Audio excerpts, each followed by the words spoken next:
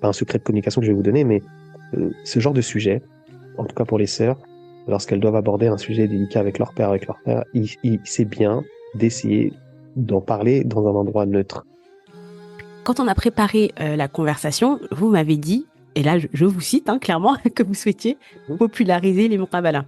Ma question c'est, pourquoi vous voulez populariser les muqabala? Qu'est-ce que les frères et les sœurs qui nous écoutent là, qu'est-ce qu'ils ont à gagner à passer par cette forme de rencontre plutôt qu'une autre?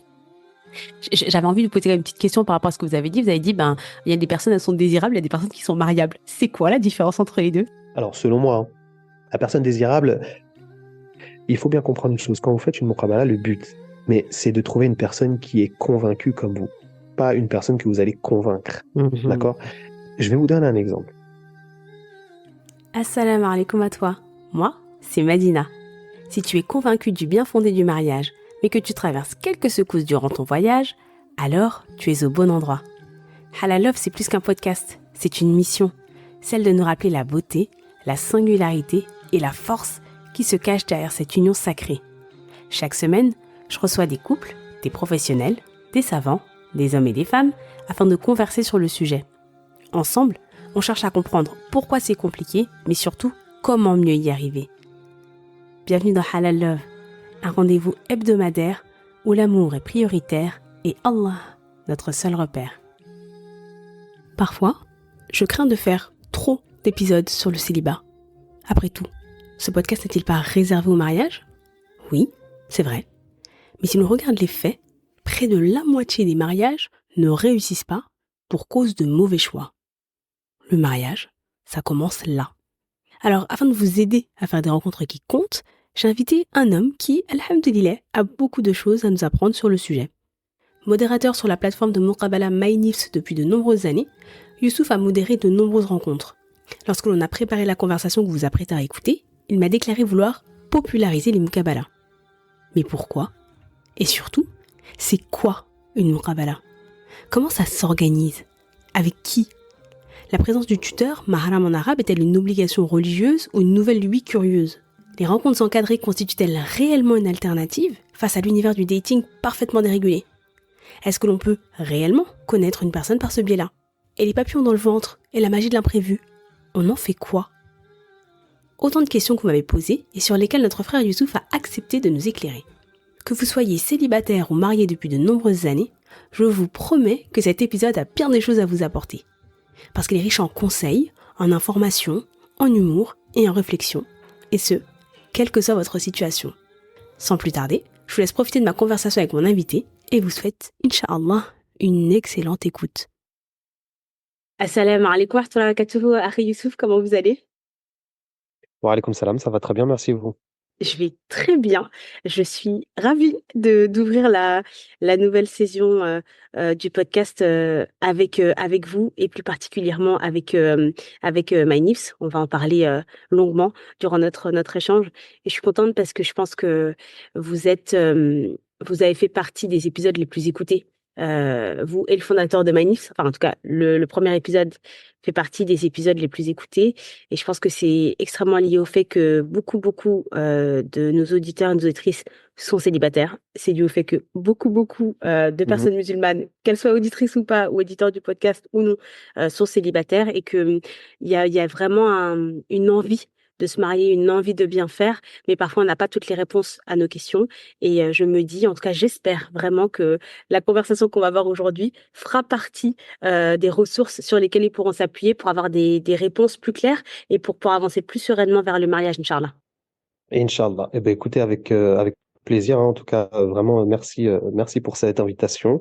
Avant de commencer, en tout cas, je voulais juste vous dire que vos podcasts, vos séries, elles sont, on va dire, d'intérêt public pour l'ensemble de la communauté parce que ça apporte plein de réponses, plein de questionnements et sur plein de sujets en plus. Et voilà, et c'est important d'avoir ce genre de podcast à disponibilité. Alhamdulillah. Ben voilà, qu'Asfata nous permettre de continuer d'œuvrer dans le bien, de toujours renouveler notre intention. Ça, c'est justement, c'est le frère Amar qui en avait parlé lors du premier épisode. Et je pense que je comprenais pas bien ce que ça voulait dire de garder son intention. Et alors vraiment, après 2 ans de podcast, J'ai compris. C'est très dur de garder la bonne intention. C'est très dur de vraiment toujours se rappeler pourquoi et surtout pour qui on fait tout cela. Et alhamdoulilah, qu'Allah nous préserve notre intention et nous la renouvelle régulièrement, Inch'Allah. Avant de rentrer dans le vif du sujet, Amin ya Rab, avant de rentrer dans le vif du sujet, mon cher frère Youssouf, est-ce que vous pouvez vous présenter, vous, et présenter un petit peu votre fonction, votre rôle au sein de MyNIFS? D'accord, pas de souci. Écoutez, donc moi c'est Youssouf, 39 ans, marié, 4 enfants, et engagé avec Mainis maintenant depuis quelques années, hein, où je suis principalement superviseur sur la plateforme. Alors pour vous présenter vraiment rapidement Mainis, ça a été pensé et créé en 2017, hein, suite à un constat qui est très simple, hein, et que beaucoup ont fait, c'est d'essayer de trouver, enfin, d'essayer d'apporter une solution à la principale difficulté de beaucoup de célibataires musulmans, qui n'est pas de se marier, mais de se rencontrer. Parce que Hmm. c'est déjà là, la première difficulté, c'est de se rencontrer dans un cadre. Et c'est justement cette absence de cadre où MyNIS a été pensé, d'essayer d'instaurer un cadre où on puisse se rencontrer dans un contexte marital, parce que le but, c'est ça, c'est vraiment de se rencontrer dans un contexte, c'est pas juste se rencontrer dans la rue ou sur les réseaux, c'est vraiment qu'il y a un contexte marital, et c'est à partir de ça, que MyNIS a été pensé pour proposer à ceux et celles qui souhaitent se marier et de rester, de se rencontrer dans un cadre qui va être supervisé. Ouais, j'ai Donc l'impression que voilà, c'est un moi, peu ma ça le fonction nerf de la principale guerre. chez MyNIS, Mhm. c'est exactement, ouais. Moi, ma fonction principale sur Magny, c'est ça, c'est d'encadrer tout ça, de superviser un petit peu les visios, d'organiser des muqabalas pour que chacun puisse discuter et se rencontrer de manière safe. Ouais, super, machallah. Qu'Allah subhanahu wa ta'ala vous facilite enfin, c'est même plus un Amin. projet, c'est ce beau programme, et qu'il vous facilite la popularisation, l'émergence et la normalisation des muqabala. Et d'ailleurs, on va un peu aborder tous ces thèmes-là. Euh, Est-ce que vous avez une idée du nombre de mariages qui ont été célébrés depuis le début de MyNIFS ou pas? Écoutez, alors, un chiffre exact, non, mais on a dépassé le millier de mariages déclarés. Ça veut dire, quand on parle de déclarés, c'est ceux et celles qui voilà, nous ont contactés en nous disant écoutez, voilà, je me suis marié, etc., etc. Donc, alhamdoulilah, on a vraiment beaucoup.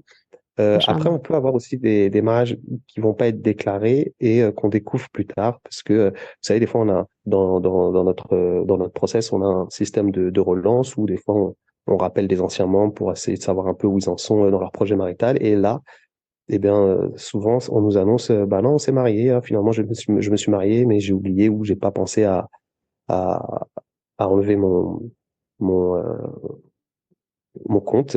Alors après, Oui. on leur pose la question, est-ce que c'est via MyNIS? Et souvent, c'est via MyNIS. Donc, dans les déclarés, on a dépassé le millier de mariages. Et Waouh. après, je pense En que 7 ans, derrière, il y hein. en a. C'est ça, hein? Ouais, ouais, bien sûr, oui, oui, en 7 ans, exactement. Ouais. C'est On a énorme. dépassé vraiment.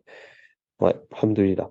Alhamdoulilah, ça fait quand même plus d'une centaine de mariages par an, et quelque part, c'est un beau résultat, et c'est une forme de réponse au fameux on connaît pas une personne tant qu'on n'a pas vraiment vécu avec, puisque finalement, là, les personnes ne se fréquentent pas, ne vivent pas ensemble, et alhamdoulilah, il y a des mariages qui sont célébrés. C'est une belle chose, je trouve.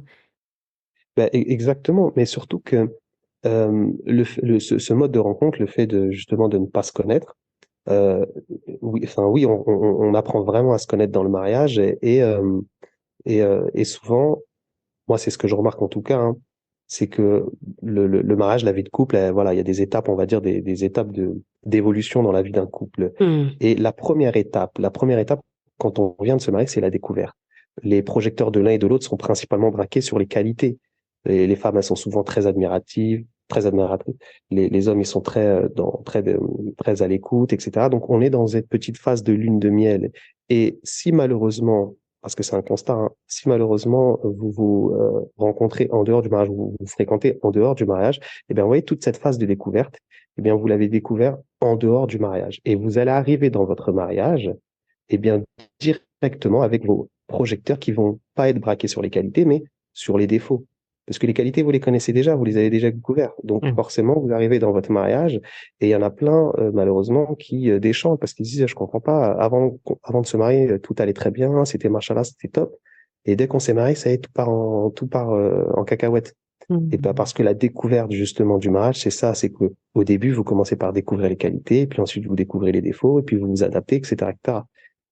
Ah, c'est trop beau. Et d'ailleurs, enfin, moi, je disais souvent que le problème quand on commence à trop fréquenter avant le mariage, c'est un peu comme si, enfin, moi, je vois le mariage comme un pot de miel et du gingembre. Et le gingembre, c'est bon, mais c'est quand même un petit peu fort, c'est pas toujours très agréable, surtout quand c'est pris brut comme ça.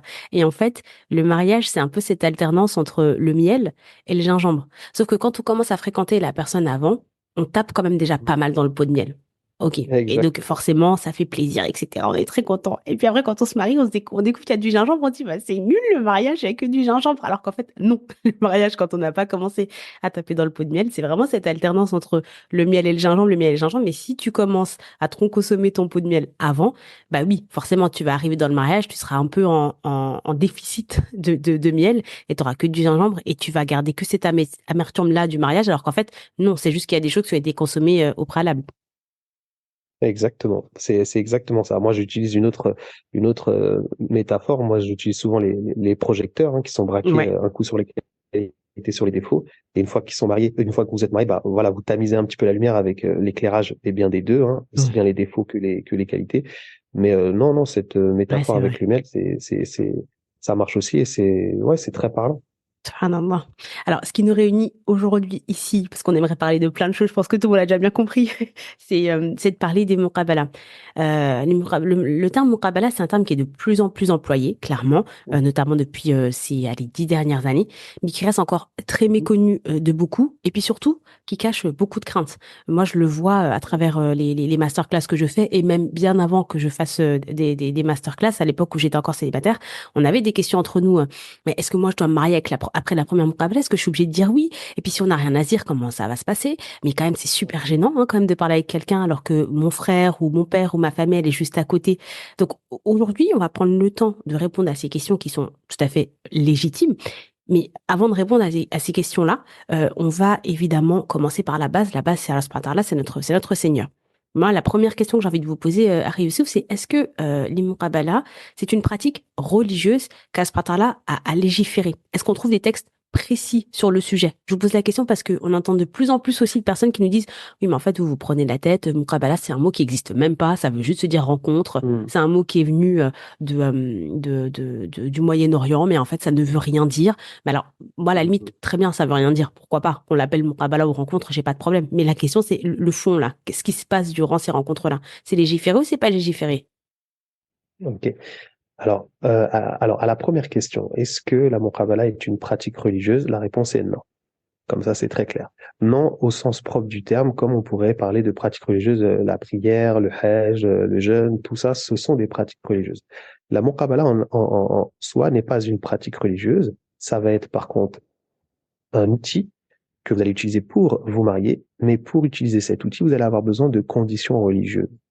Donc c'est là toute la différence, c'est que une muqabala, ça va être une rencontre dans l'optique de se marier. Donc là jusque-là tout va bien, mais cette rencontre, pour qu'elle soit dans les règles, il va falloir qu'elle réponde à certaines conditions religieuses, c'est-à-dire d'avoir le mahram donc de la prétendante, ou alors une tierce personne avec l'autorisation du mahram, que les personnes qui soient dans une véritable optique d'un potentiel mariage ne s'isolent pas. Donc la rencontre entre un homme et une femme.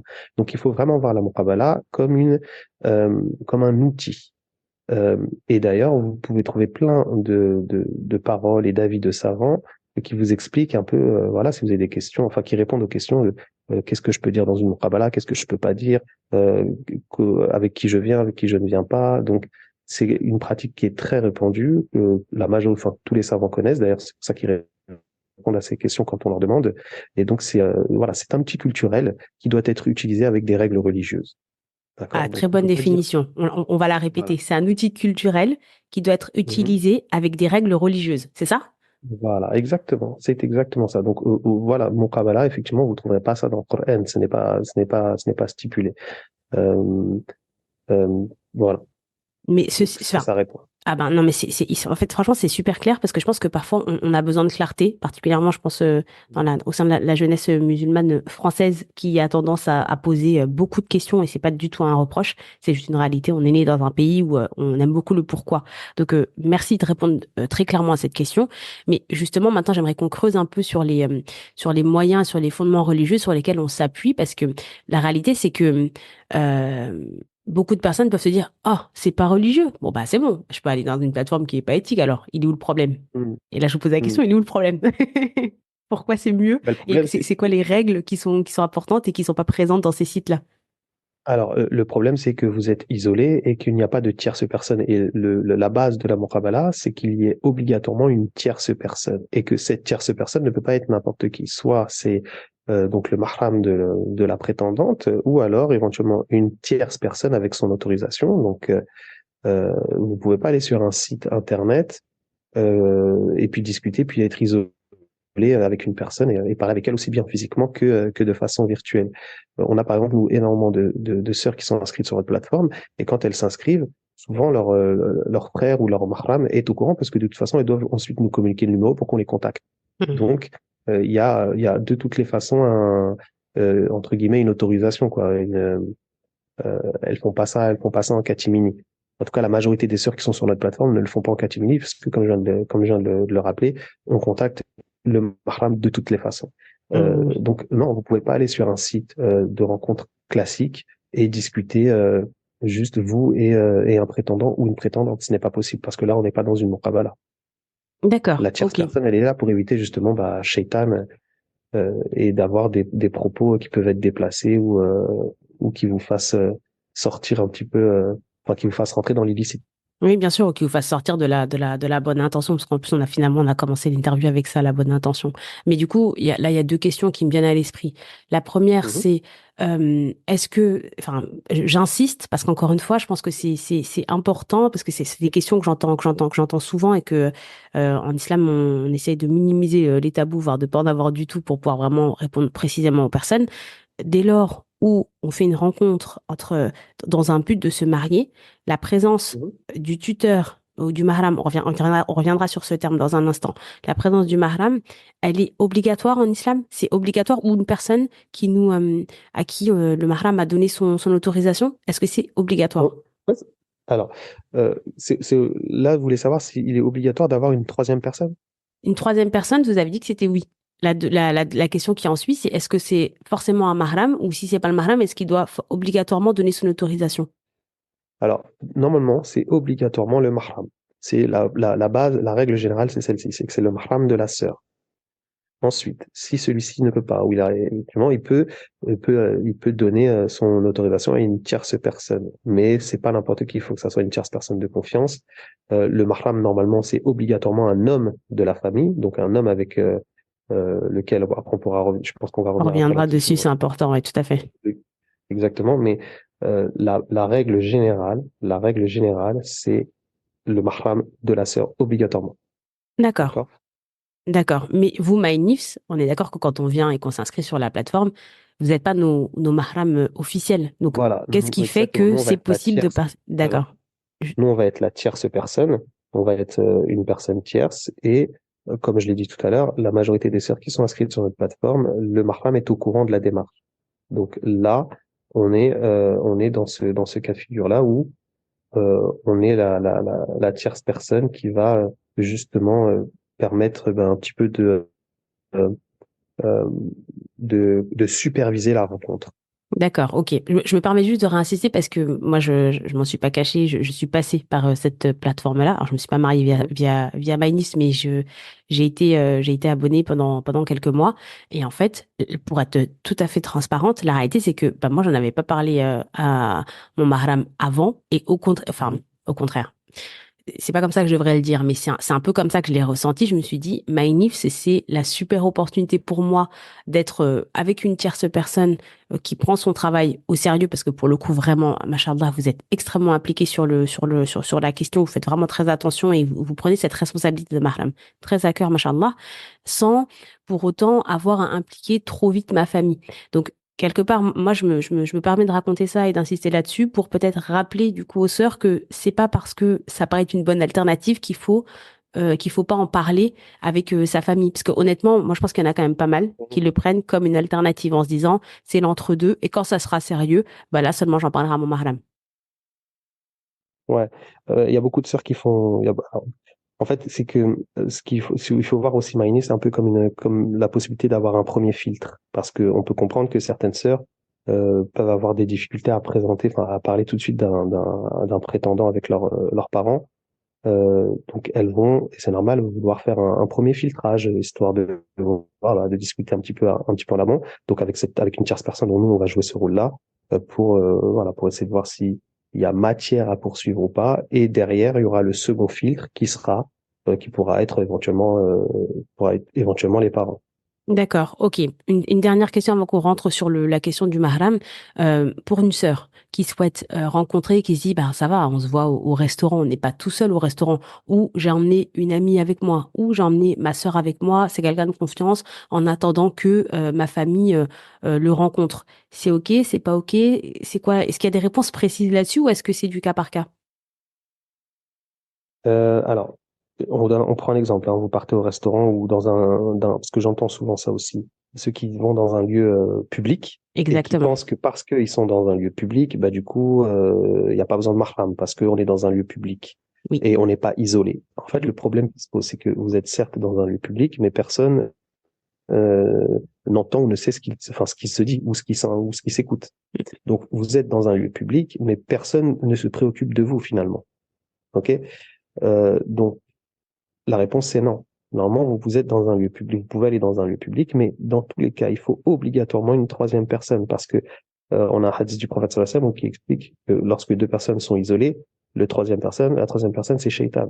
Donc à partir du Hmm. moment où il n'y a pas de troisième personne, à partir du moment où il n'y a pas de tierce personne, on va avoir un problème.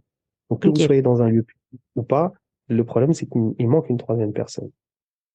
Oui, Donc l'idée, c'est vous de allez, dire, en fait, c'est pas parce que le restaurant il est blindé qu'on n'est pas pour autant isolé dans notre conversation. En fait, on est dans notre bulle quelque part. C'est voilà, ça que vous dites. exactement, vous êtes dans votre bulle.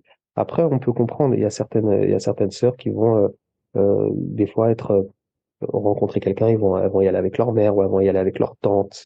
Mhm. Alors, voilà, ça peut éventuellement, ok, on peut comprendre, c'est pas toujours évident, mais en vrai, il n'y a pas de problème. Vous êtes avec une tierce personne, vous êtes avec votre mère, vous êtes avec je sais pas moi, votre tante. Ça peut éventuellement, voilà, ok. D'accord. Il faut Mais vraiment une encore une fois, personne la de règle générale, confiance, une personne peut-être aussi voilà, un en peu fait, c'est plus ça. mature, c'est-à-dire que plus la tante que l'ami, par exemple. On est d'accord, ce genre de choses. Ouais, Ah, mais oui, bien sûr. d'accord. Ok, très bien. Barakallahu fik pour toutes ces réponses. Je vous assure que moi, c'est des questions qu'on me pose encore beaucoup et moi, j'ai aucun problème à dire que je n'ai pas la science et que ce n'est pas mon domaine. Donc, barakallahu fik d'apporter ces précisions-là parce qu'elles sont vraiment très, très, très précieuses parce qu'on espère vraiment, quand on se marie, on veut faire les choses bien, on veut satisfaire Allah là dès le départ. Et là, vous nous montrez un petit peu la voie pour satisfaire notre Seigneur. Donc, barakallahu fik pour cela. J'aimerais qu'on s'arrête un instant sur la question du mahram, parce qu'encore une fois, elle est vraiment cruciale pour nos sœurs en général. Donc, première question, euh, c'est quoi un mahram et c'est quoi la différence entre un mahram et un wali? D'accord. Alors, le mahram, ça va être de base tous les hommes les hommes interdits en mariage pour une femme. Donc, ça peut être son père, ça peut être son frère, oncle paternel, maternel, pour qui, voilà, Neveu? ils sont, oui, tout à fait, qui vont être interdits en mariage pour elle. Le wali, ça va être celui qui va la donner en mariage. On va dire, comme si je disais, le tuteur légal. Donc, on prend un cas de figure, on prend une sœur, on prend une femme, elle a son frère et elle a son père. Donc, les deux sont ses maharim, Mhm. mais juste le père aura la double casquette, c'est-à-dire qu'il aura la casquette de mahram, mais il aura aussi la casquette de wali, parce que c'est lui qui va donner l'autorisation à la femme, enfin, qui va donner sa fille en mariage. Dans le cas où finalement le père décède, là, le wali reviendra au frère, ou alors ça peut éventuellement revenir au frère si le père lui donne l'autorisation. Ça nous est déjà arrivé, une sœur, son père, il avait Alzheimer, et le père, c'est le frère du coup qui servait de wali. Oui, Donc bien il faut sûr. bien comprendre que le mahram, alors ça c'est une petite subtilité qui a son importance, le mahram peut, dans certains cas, ne pas être musulman. C'est-à-dire qu'il sera uniquement mahram, mais pas wali. C'est-à-dire que dans le cas d'une sœur qui est convertie, elle Ouais, a son j'allais y père, venir. Ben, très bien. Parlons-en. Très bien. et, dans le cas d'une sœur convertie, elle a son père, elle a son frère, eux, ils sont quand même interdits pour elle en mariage, même si c'est pas des musulmans, c'est une loi universelle. Il n'y a aucune loi dans le monde, aucune religion, aucun pays qui autorise un père à épouser sa fille. Donc elle est quand même interdite pour lui en mariage. Elle peut voyager avec lui, elle peut faire des muqabala avec lui, à partir du moment où, bien évidemment, il n'est pas hostile à l'islam. Mm. D'accord? Donc c'est les deux, donc ce sera ses mahram, ses maharim. Par contre, ça pourra pas être son wali. D'accord? Il pourra pas D'accord. la marier. Là, pour le wali, il faut impérativement que la personne soit musulmane. Ah, moi, je pensais que c'était même l'inverse, en fait. Subhanallah. En fait, moi, je pensais que c'est pas, ils sont pas forcément, entre guillemets, enfin, légiférer, je sais pas comment on peut dire ça, pour assurer les rencontres parce que ben ils vont peut-être pas forcément poser les bonnes questions, etc. Par contre, bah, comme le wali, c'est celui qui donne l'épouse à marier, bon, bah, en fait, ça reste ton père. En fait, non, c'est complètement l'inverse, c'est ça? Ouais, c'est ça, exactement. D'accord. Exactement. Après, comme voilà, la base aussi, c'est que il faut pas qu'il soit hostile à l'islam. Donc, Oui, si vraiment elle a des parents ou elle a un frère ou un père qui est l'islam, c'est non, je veux pas en entendre parler. Bon, là, on laisse tomber, quoi. d'accord. Et donc là, c'est quoi la solution? Comment on fait pour avoir un maharam qui nous servira aussi de wali par la suite quand on est une sœur convertie et que on n'a jamais fait de muqabala, on demande à qui en fait, clairement? Bah, c'est une bonne question. Là, il y a un vrai travail à faire. En fait, parce que ça va faire partie pour elle d'un prérequis avant le mariage. Donc, il y a plusieurs options. Soit il faut qu'elle se dirige vers un institut religieux, une mosquée, et d'essayer de trouver, on va dire, un mahram titulaire qu'elle va garder jusqu'à ce qu'elle se marie. Il y a maintenant, alhamdoulilah, il me semble qu'il y a des associations qui proposent aussi. Alors, il y en a une, elle s'appelait, si je vous dis pas de bêtises, My Shahada. My My Shahada shahada. qui propose, Ok. voilà, qui propose pour les convertis justement une alternative, enfin, mahram. Mais sinon, en gros, concrètement, hein, parce que ça nous arrive des fois sur Mali d'avoir des sœurs qui sont converties et elles font trois, quatre muqabala et puis ensuite elles nous annoncent qu'elles n'ont pas de mahram. Donc là, on leur dit, en fait, c'est compliqué parce que c'est une démarche qu'il est préférable de faire avant de venir sur notre plateforme. Parce que malheureusement, nous, on peut pas donner toutes les solutions. Donc, c'est impératif, avant de faire une quelconque démarche de mariage, de trouver un mahram.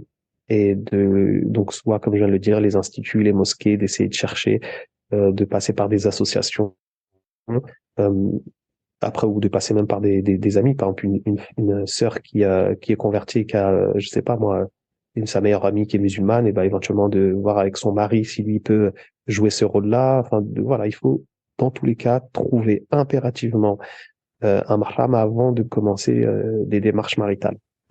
C'est hyper intéressant. Et peut-être un petit message pour nos sœurs qui ne sont pas converties, mais qui n'ont pas l'habitude de d'aborder ce genre de sujet avec leurs frères, avec leur père, ou parfois qui ont des mahrams qui sont assez loin de toute considération religieuse ou qui sont juste pas habitués à ce qu'on les sollicite sur ce type de questions. Comment elles peuvent faire? Là, je vous ai donné trois cas différents finalement, parce que quand on n'est pas du tout dans les considérations religieuses, enfin, c'est une chose d'être loin des considérations religieuses et c'en est une autre de juste se dire, bah, j'ai pas l'habitude de lui parler de ça. Je pense que le deuxième cas est quand même plus Mm. facile que le premier. Mais est-ce que vous avez déjà eu des sœurs qui ont fait des muqabala à travers MyNews et qui, au moment de passer le flambeau, vous dites, bah, en fait, moi, je suis hyper embêtée parce que je sais pas comment parler de ça à mes parents, je sais pas, vous avez déjà eu ce cas ou pas? Oh, souvent. Ah, Souvent parce que on va avoir des fois des sœurs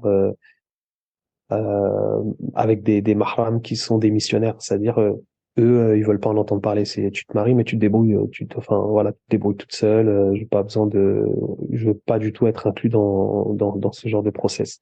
Là, c'est difficile.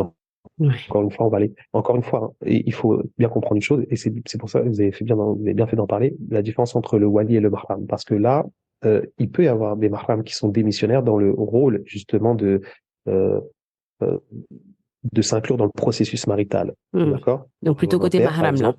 Hmm. Voilà, on va avoir un père, lui, sa fille, non, bah tu te débrouilles, et quand tu veux te marier, bah tu me dis, et puis moi, en gros, moi, je te donnerai mon accord. Mais dans tout le processus, le avant, lui, il veut pas en entendre parler. Il y en a plein. Là, et il y en a beaucoup, malheureusement. Oui. Là, et c'est vrai que pour la sœur, si elle peut se tourner vers un institut religieux, ou si elle peut se tourner encore éventuellement vers une personne de confiance, si voilà, elle peut avoir le mari d'une de ses amies éventuellement qui peut faire ce rôle-là.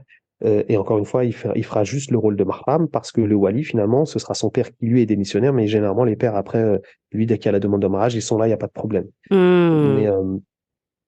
mais, euh, mais oui, malheureusement, il y en a beaucoup qui sont démissionnaires, qui jouent pas leur rôle, qui font pas, qui veulent pas du tout s'intégrer dans le processus. Et on sait que pour beaucoup de sœurs, c'est difficile. On sait que pour beaucoup de sœurs, c'est difficile parce que Ouais. des fois, elles ont envie d'en parler, elles ont envie d'en parler à leurs frères, mais il y a des frères aussi qui sont complètement fermés. Pour eux, c'est exagéré ou pour eux, c'est trop. Mhm.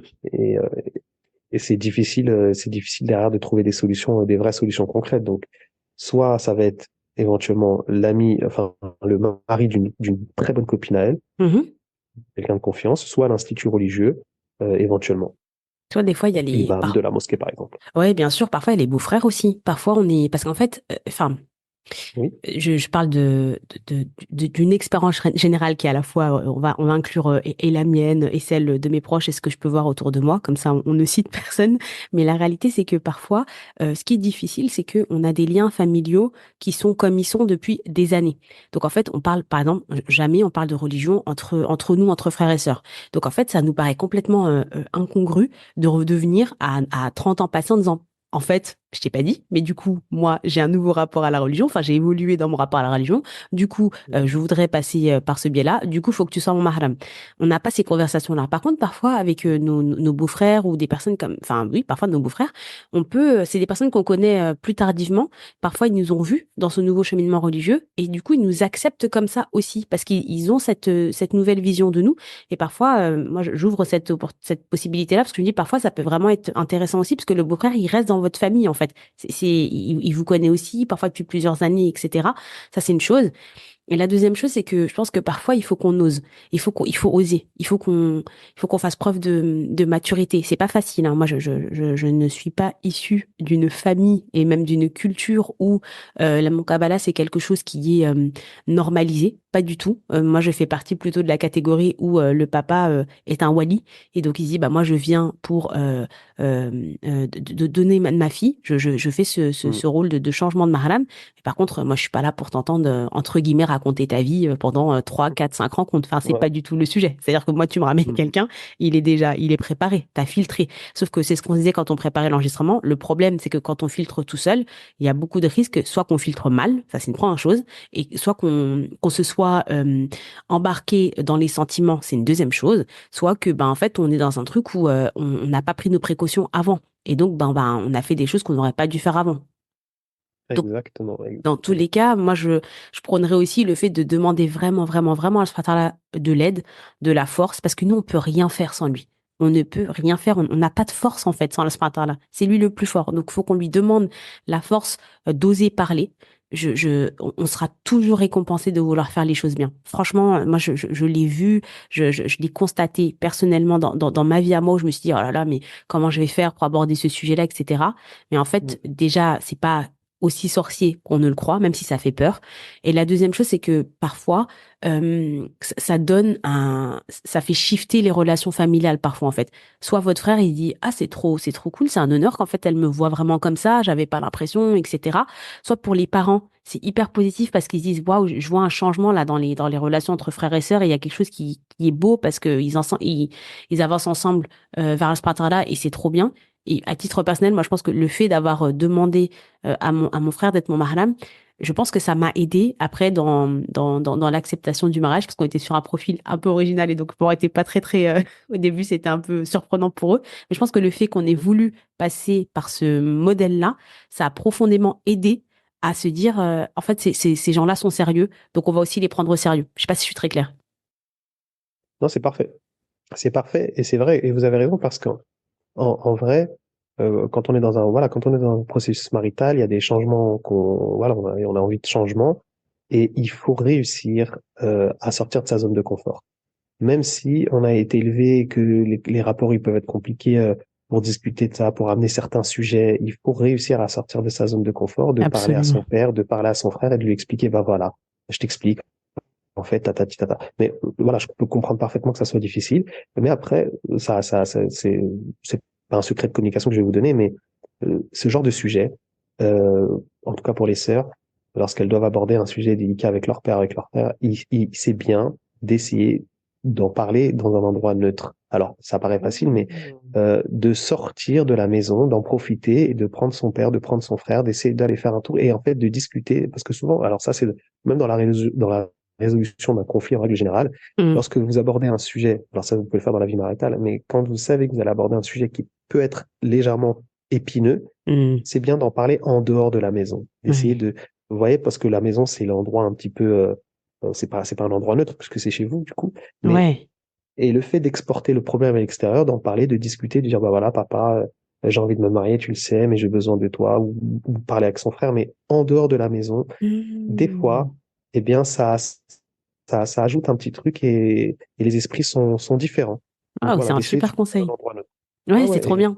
Et puis en plus, et ça, c'est enfin, dans, là, vous avez raison, c'est que la maison, en plus, c'est un peu l'endroit où justement rien ne bouge. En fait, c'est ça le problème. C'est que exactement. c'est là où on a créé des liens qui sont après, euh, comment dire, figés parfois pendant des années. Donc en fait, si on veut aussi faire bouger les lignes, ben faut changer aussi d'endroit. C'est hyper intéressant. Je l'avais jamais vu comme ça, Barakallahu fik. Bon, bah, écoutez, Rafik. J'avais une autre question. Quand on a préparé la conversation, vous m'avez dit, et là je vous cite hein, clairement, que vous souhaitiez populariser les muqabala. Moi, ma question c'est pourquoi vous voulez populariser les muqabala? Qu'est-ce que les frères et les sœurs qui nous écoutent là, qu'est-ce qu'ils ont à gagner à passer par cette forme de rencontre plutôt qu'une autre? On l'a un peu compris, mais je trouve que voilà, c'est toujours une bonne chose de le rappeler. Je pense on le rappellera jamais assez. Eh bien, parce qu'en fait, ce mode de rencontre, c'est celui qui va le plus préserver la future vie maritale. Et c'est vraiment le mode de rencontre le plus. En fait, tout à l'heure, on a expliqué que les Muqabala, c'était un peu nouveau. C'est pas vraiment nouveau, c'est juste que, en tout cas, dans la communauté musulmane en Occident, c'est assez nouveau parce que les familles, enfin, les gens ne se connaissent pas. Donc, pour se rencontrer, pour se connaître, on est obligé de passer par cette phase-là. Que généralement, dans beaucoup de pays musulmans, il n'y a pas trop de muqabala, ou alors, et à la rigueur, il y en a une maximum parce que les gens se connaissent. Et les gens se connaissent parce que, voilà, on sait que le fils de Foulane, il a grandi ici, il a fait ses études ici. Donc, on est dans ce qu'on appelle de l'endogamie. Les mariages, on se marie souvent avec une personne qui évolue ou qui a grandi dans notre entourage ou qui est connue de plusieurs personnes de notre entourage. Et Hmm. aujourd'hui, en tout cas en Occident, on est plus dans des mariages exogames. Les gens, vous habitez à Marseille, l'autre il habite à Lille, et on se Ouais, rencontre clairement. et on papote et personne se côtoie, etc. Donc, Hmm. pour rester dans un mode de rencontre exogame, eh ben, c'est important d'établir des règles. Et là, mon Muqabala, elle va être là pour établir ces règles, pour justement éviter de vous perdre, de vous noyer, de rentrer, de tomber dans l'illicite. Donc là, mon Muqabala, c'est vraiment la meilleure solution pour rester droit et pour éviter de vous perdre. Parce que c'est surtout ça, malheureusement, beaucoup se perdent dans des relations et c'est aussi le pourquoi enfin, parce qu'on habite dans un pays occidental, l'Occident, le mode de rencontre occidental est complètement différent du mode de rencontre musulman.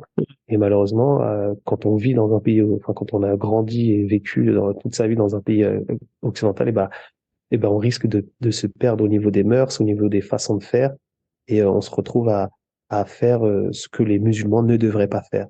Et la Hmm. muqabala reste le mode de rencontre, enfin, le meilleur mode de rencontre pour nous, les musulmans. Alors, Subhanallah. en fait, même, et en plus, normalement, comme je dis, hein, euh, on devrait, le meilleur mode de rencontre, enfin, pas le meilleur mode de rencontre, la meilleure façon de se marier, c'est l'entourage, hein. C'est ce que j'ai dit tout à l'heure. Bah oui, je Hmm. connais un tel, hein, je connais un tel, etc. Mais comme nous, on est coupé de ce mode de rencontre-là, Ouais, bien on est sûr. obligé de trouver une alternative. On est obligé de trouver une alternative. Et l'alternative, ça va pas être Tinder, ça va pas être Instagram, ça va pas être, non, si vous voulez faire les choses droites, l'alternative, ça va être la muqabala. Hmm.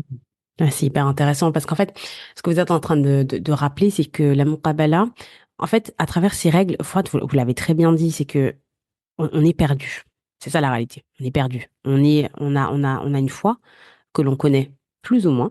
On est dans un pays que l'on connaît bien, mais dont les règles du dating, on va utiliser ce terme-là, parce que dans un pays occidental, on date, on rencontre en français, d'éventuellement se marier, parce que ce n'est même pas c'est une éventualité, c'est une possibilité, ce n'est pas une obligation. Donc en fait, on est complètement perdu entre ces deux mondes-là. Et je rajoute qu'en plus, dans le monde du dating et de la rencontre, il y a zéro règle. Moi, il y a une personne de mon entourage qui ne pratique pas, etc. Bah, elle, en fait, quand elle m'explique comment ça se passe dans le monde du dating, je ne comprends rien. Ça n'a pas de sens. C'est-à-dire que tu Hmm. t'as pas le droit de dire qu'officiellement vous êtes ensemble parce que ça fait genre, oui, bah, on n'est plus au collège. Bah, on n'est plus au collège, mais quand même, ce sera intéressant de savoir. Euh, c'est pas forcément une règle absolue que de se dire, en anglais, on dit on est exclusif. C'est-à-dire que on se date que tous les deux, hein. On date pas, d'autres personnes. Bah ça, c'est pas une règle aussi. Et en même temps, t'as pas trop le droit de poser la question avant. Je ne comprends rien. C'est pas clair du tout, en fait. Donc, en fait, ce qui est beau dans la Muqabala, c'est que on sait où on va. Il y a un cadre. Et un cadre, on en a besoin pour pouvoir avancer de manière saine, d'une manière générale, mais pour avancer vers Al-Spatala, encore plus. Parce que c'est pas facile Exactement. d'avancer vers Al-Spatala. Ça, moi, je le dis tout le temps. Je le dis dans les masterclass, je le dis dans les podcasts. Shaitan, il nous livre un combat sans merci. Et lui, il est prêt Exactement. et il a de l'expérience. C'est ce qu'on se disait avec une sœur d'enfant. On peut pas lui retirer ça. Alors, il a très peu de qualité, voire il en a pas, mais il a une expérience incroyable. Donc, il a de l'avance sur nous. Et nous, on arrive Hmm. comme ça, la fleur au fusil, sans armes, sans violence, et on avance comme ça dans cette vie. Ce n'est pas possible. La muqabala, Exactement. on est d'accord. La muqabala, ça aide vraiment à donner, je trouve, un cadre qui est important pour pas se perdre, parce qu'en fait, la perdition, c'est la volonté que Shaitan a pour nous, en fait. Vraiment. Mais oui, mais on peut même imager ça de cette façon, c'est que malheureusement, hein, on va dire que Shaitan, c'est un professionnel dans son couple et Oui, que nous, musulmans, on est des amateurs dans notre religion. Et absolument. Ah, mais dans certains complètement. cas, le combat, il est des fois pas équitable, quoi. Donc Bah, c'est il est pour ça complètement inégal. l'importance de voilà, c'est l'importance de se renforcer et de se professionnaliser, entre guillemets, dans notre dîne et dans notre rapport avec Allah et dans notre pratique en général. Et oui, c'est ça, dans notre pratique en général, et donc dans notre pratique, dans notre manière de nous marier. Moi, je rajouterais une chose, pour donner aussi un peu de courage aux personnes qui disent, ouais, mais c'est compliqué, moi, dans ma famille, on fait pas ça, etc. Encore une fois, moi, je suis issue d'une famille où c'était pas forcément la règle. En plus, moi, je me suis mariée assez tardivement par rapport à mes sœurs. Je crois qu'entre mon mariage et le dernier mariage chez mes frères et sœurs, il y a eu 14 ans. Subhanallah, quand j'y pense, c'est Ah incroyable. oui, Ouais, c'est fou parce que moi, mes frères et sœurs sont plutôt mariés entre 23 et 24 ans, 25 ans, je crois. Et moi, je suis arrivée ok. aux portes de mes 38 ans. Donc, ouais, il s'est passé à peu près 13 ans, subhanallah, 13, 14 ans. Et Mhm. en fait, entre-temps, moi, j'ai eu des neveux et nièces. Et en D'accord. fait, il faut qu'on soit un modèle pour nos neveux et nièces aussi. C'est extrêmement important, c'est fondamental, dans le sens où, là, aujourd'hui, on a des neveux et nièces qui sont dans l'adolescence, je parle pour les personnes qui sont en trentaine, hein, dans leur adolescence, qui sont parfois en âge de se marier, qui sont au début de leur vingtaine, etc. Et en fait, ils nous regardent, ils nous observent.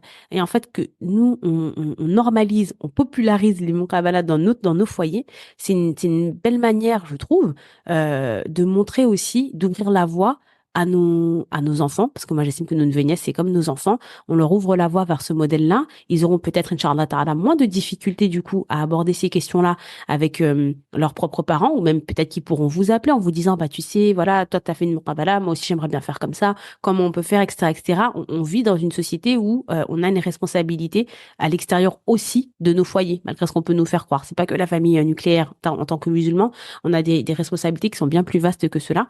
Et faire des muqabalas, c'est aussi une manière de renforcer le foyer, mais au sens le plus large du terme, subhanallah, et ça porte vraiment ses fruits, je pense.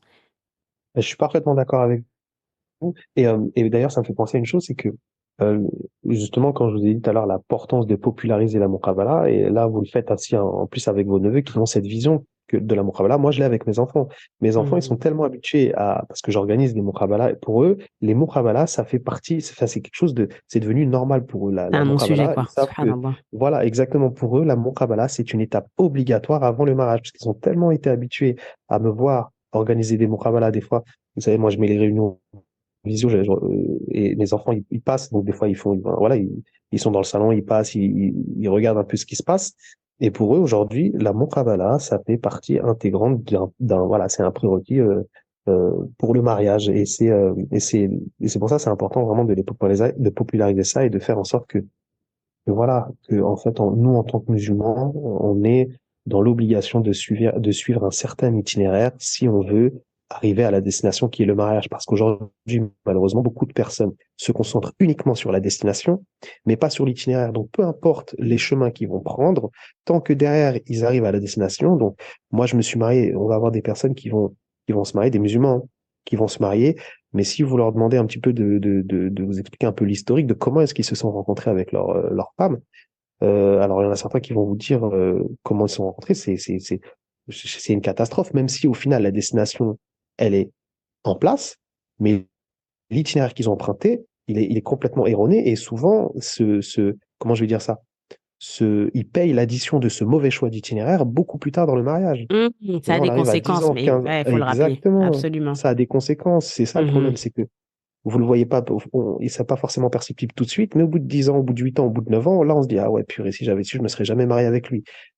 Parce qu'il y a tellement de confusion, vous savez, euh, alors que dans les Murabala ou autres, de confondre une personne désirable avec une personne mariable, de ne pas savoir euh, quoi choisir. Je veux me marier avec une personne parce qu'elle est désirable. Oui, mais est-ce qu'elle est mariable? Non, mais elle est désirable. Et ça, et après, plus tard, ça fait des dégâts dans le mariage. Et donc, il y a vraiment euh, un mauvais itinéraire qui est emprunté par beaucoup de personnes et Mhm. qui, au final, arrive à la destination.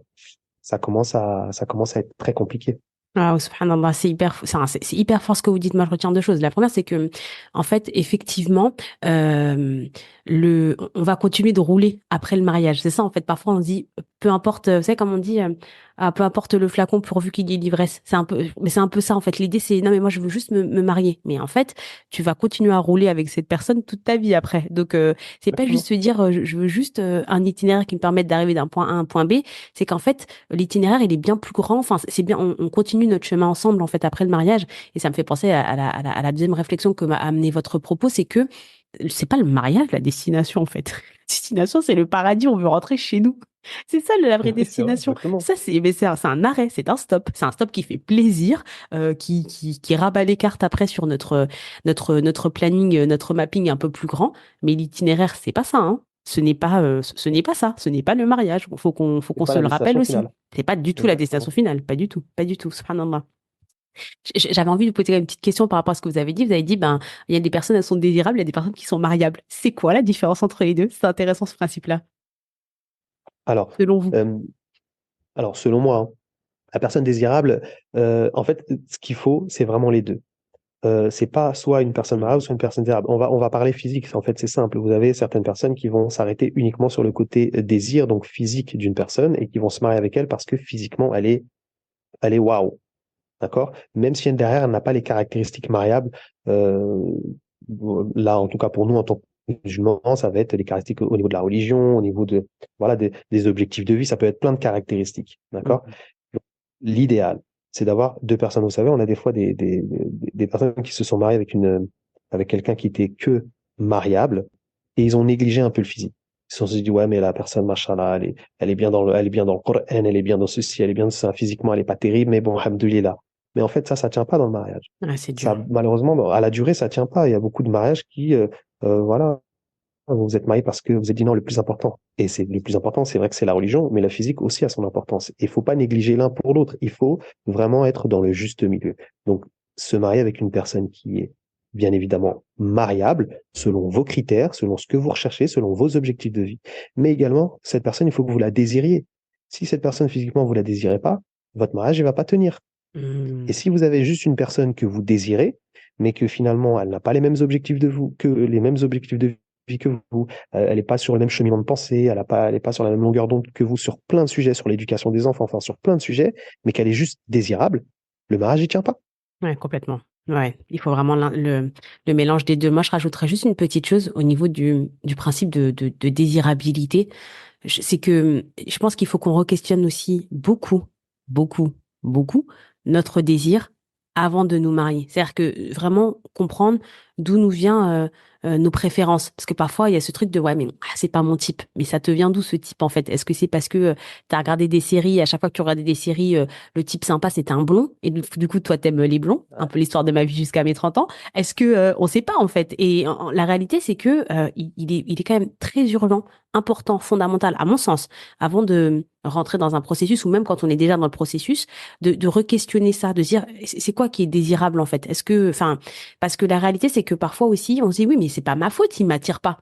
D'accord, mais bon, comme le disait très bien Sabrina de l'agence Abelni, à qui on passe un salam si elle passe par là, les personnes que tu trouves hyper canon dès le départ, c'est des stars de Cinoche, hein. C'est pas la vraie vie en Mm. fait. Donc il faut aussi, je pense, Exactement. questionner sa notion de désir et se dire, en fait, on remet les choses à plat. Je vais pas tous les jours me retrouver face à Beyoncé physiquement. On aimerait bien, mais c'est pas comme ça que la vraie vie ça fonctionne. Maintenant, qu'est-ce que j'aime? Est-ce que j'aime les beaux sourires? Est-ce que j'aime telle forme, mais on peut pas tout demander non plus, à mon sens.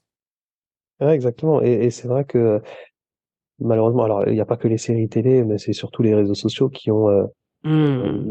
ont un peu travesti la désirabilité des personnes.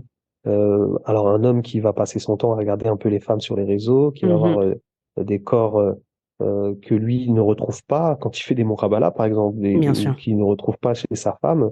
Euh, et ça modifie toute la perception des choses. Ces femmes qui passent des heures et des heures dans les salles de sport, passent des 8 heures par jour au sport. Est-ce que c'est une femme comme ça que toi, en tant qu'homme, tu veux?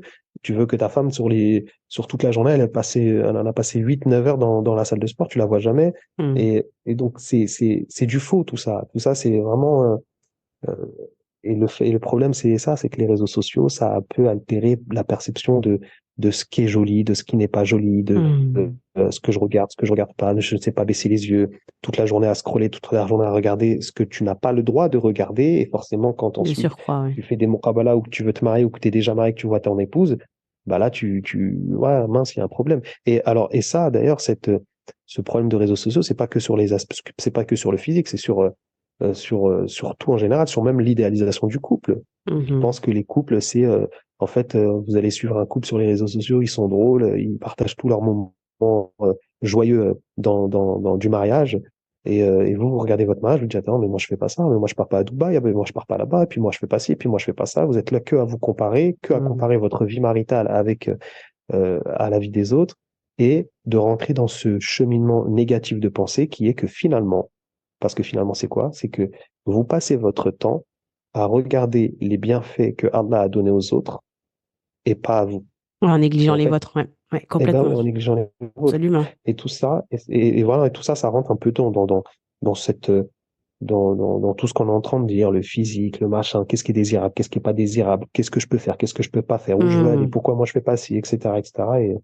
Et ça modifie toute notre perception de la vie.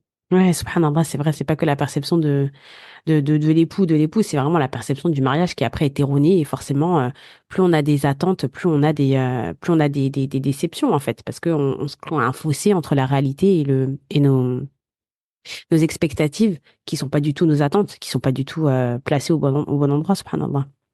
Exactement. J'aimerais qu'on revienne sur la notion de muqabala un instant. Au niveau du process, encore une fois, il y a beaucoup de nos éditeurs qui n'en ont jamais fait, même s'ils veulent en faire. Moi, des fois, je parle à des sœurs qui me disent, bah, j'aimerais bien en faire, mais j'en ai jamais fait. Du coup, ça me fait un petit peu peur parce que j'ai l'impression que c'est vraiment deux inconnus comme ça qui se parlent, sourcils froncés, avec une tierce personne à côté. Et du coup, c'est un format qui effraie un petit peu.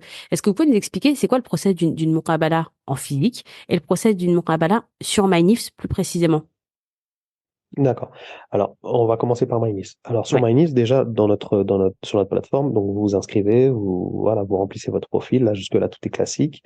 Et ensuite, vous avez la possibilité, alors, de mettre la photo ou pas mettre la photo, ça reste au choix, mais de consulter un petit peu les profils qui peuvent vous plaire. Donc, avec un système de filtrage. D'accord? Donc, vous filtrez par rapport à l'origine, la région, enfin, l'âge, etc. Et s'il y a un profil qui vous plaît et qu'il n'y a pas la photo, vous pouvez demander, donc c'est par un système d'interaction, la photo. Si la photo vous plaît, bah, vous décidez de faire une muqabala, donc de faire un visio, donc ça marche par rendez-vous. Alors vous pouvez aussi faire, si vous voulez, par chat, donc discuter par chat. Donc dans les deux cas, c'est supervisé, hein, il y aura toujours une troisième personne, aussi bien au niveau du chat qu'au niveau de la visio. Et Mhm. ensuite, dès que vous démarrez la visio, eh bien donc là, vous allez pouvoir discuter. Donc qu'est-ce que vous dites, qu'est-ce que vous dites pas, si c'est ça votre question. Déjà, la première chose à faire, c'est on se présente. Vous vous présentez, vous discutez. Et alors, je sais que, parce que moi, je le vois généralement dans les muqabala, avant de faire rentrer les deux personnes, je les fais rentrer une par une pour voir s'ils en ont déjà fait, s'ils en ont pas, si c'est la première fois, toujours, je leur explique. Je leur Oui, c'est explique un vrai. peu le process. Je leur dis, bah, écoutez, donc, c'est vrai que il y en a beaucoup, ils sont stressés. Et honnêtement, je sais qu'une muqabala, c'est pas évident, ça peut être Ouais, gênant, c'est ça peut hyper être stressant. stressant. Ouais. Donc j'essaye toujours de les rassurer en disant, écoutez, vous n'êtes pas en garde à vue, donc on y va tranquillement. Vous vous présentez, quitte à répéter ce que vous avez pu déjà dire dans votre profil, c'est pas grave. Vous répétez, voilà, vous vous présentez, ensuite la personne se présente, et c'est une discussion, tout ce qu'il y a de plus normal.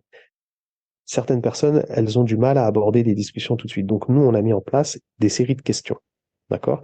On a mis en place des séries de questions que vous pouvez poser dans les muqabalas. Après, le but, c'est pas de les poser les unes après les autres façon scolaire, parce que ça peut être un peu lourd. C'est pas le but, c'est pas là pour faire passer un entretien, mais pour avoir une discussion et d'échanger sur, déjà sur comment est-ce que vous avez été éduqué, comment est-ce que vous avez été élevé, vous habitez où, qu'est-ce que vous faites dans la vie, de se présenter tout simplement et d'échanger sur des points qui pour vous vont être importants.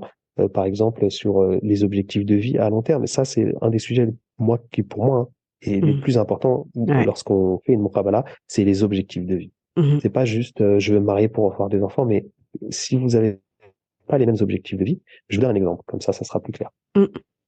Euh, voilà, un frère, il veut se marier, et lui, parmi ses objectifs de vie, donc il veut se marier et derrière, faire la hijra. Alors pourquoi est-ce que je parle de la hijra? Parce que c'est un des sujets qui revient le plus souvent dans les muqabala. Mhm. C'est de faire la hijra. Donc de faire la hijra. Donc déjà, commencer par là. La Est-ce hijra, que pour ceux qui n'ont pas le terme, la c'est le ref, fait de partir. La ref, exactement. C'est le fait de partir, d'emménager, de faire la démarche, de partir dans un pays musulman, dans la pratique et dans sa gestion globale, en fait. On est d'accord?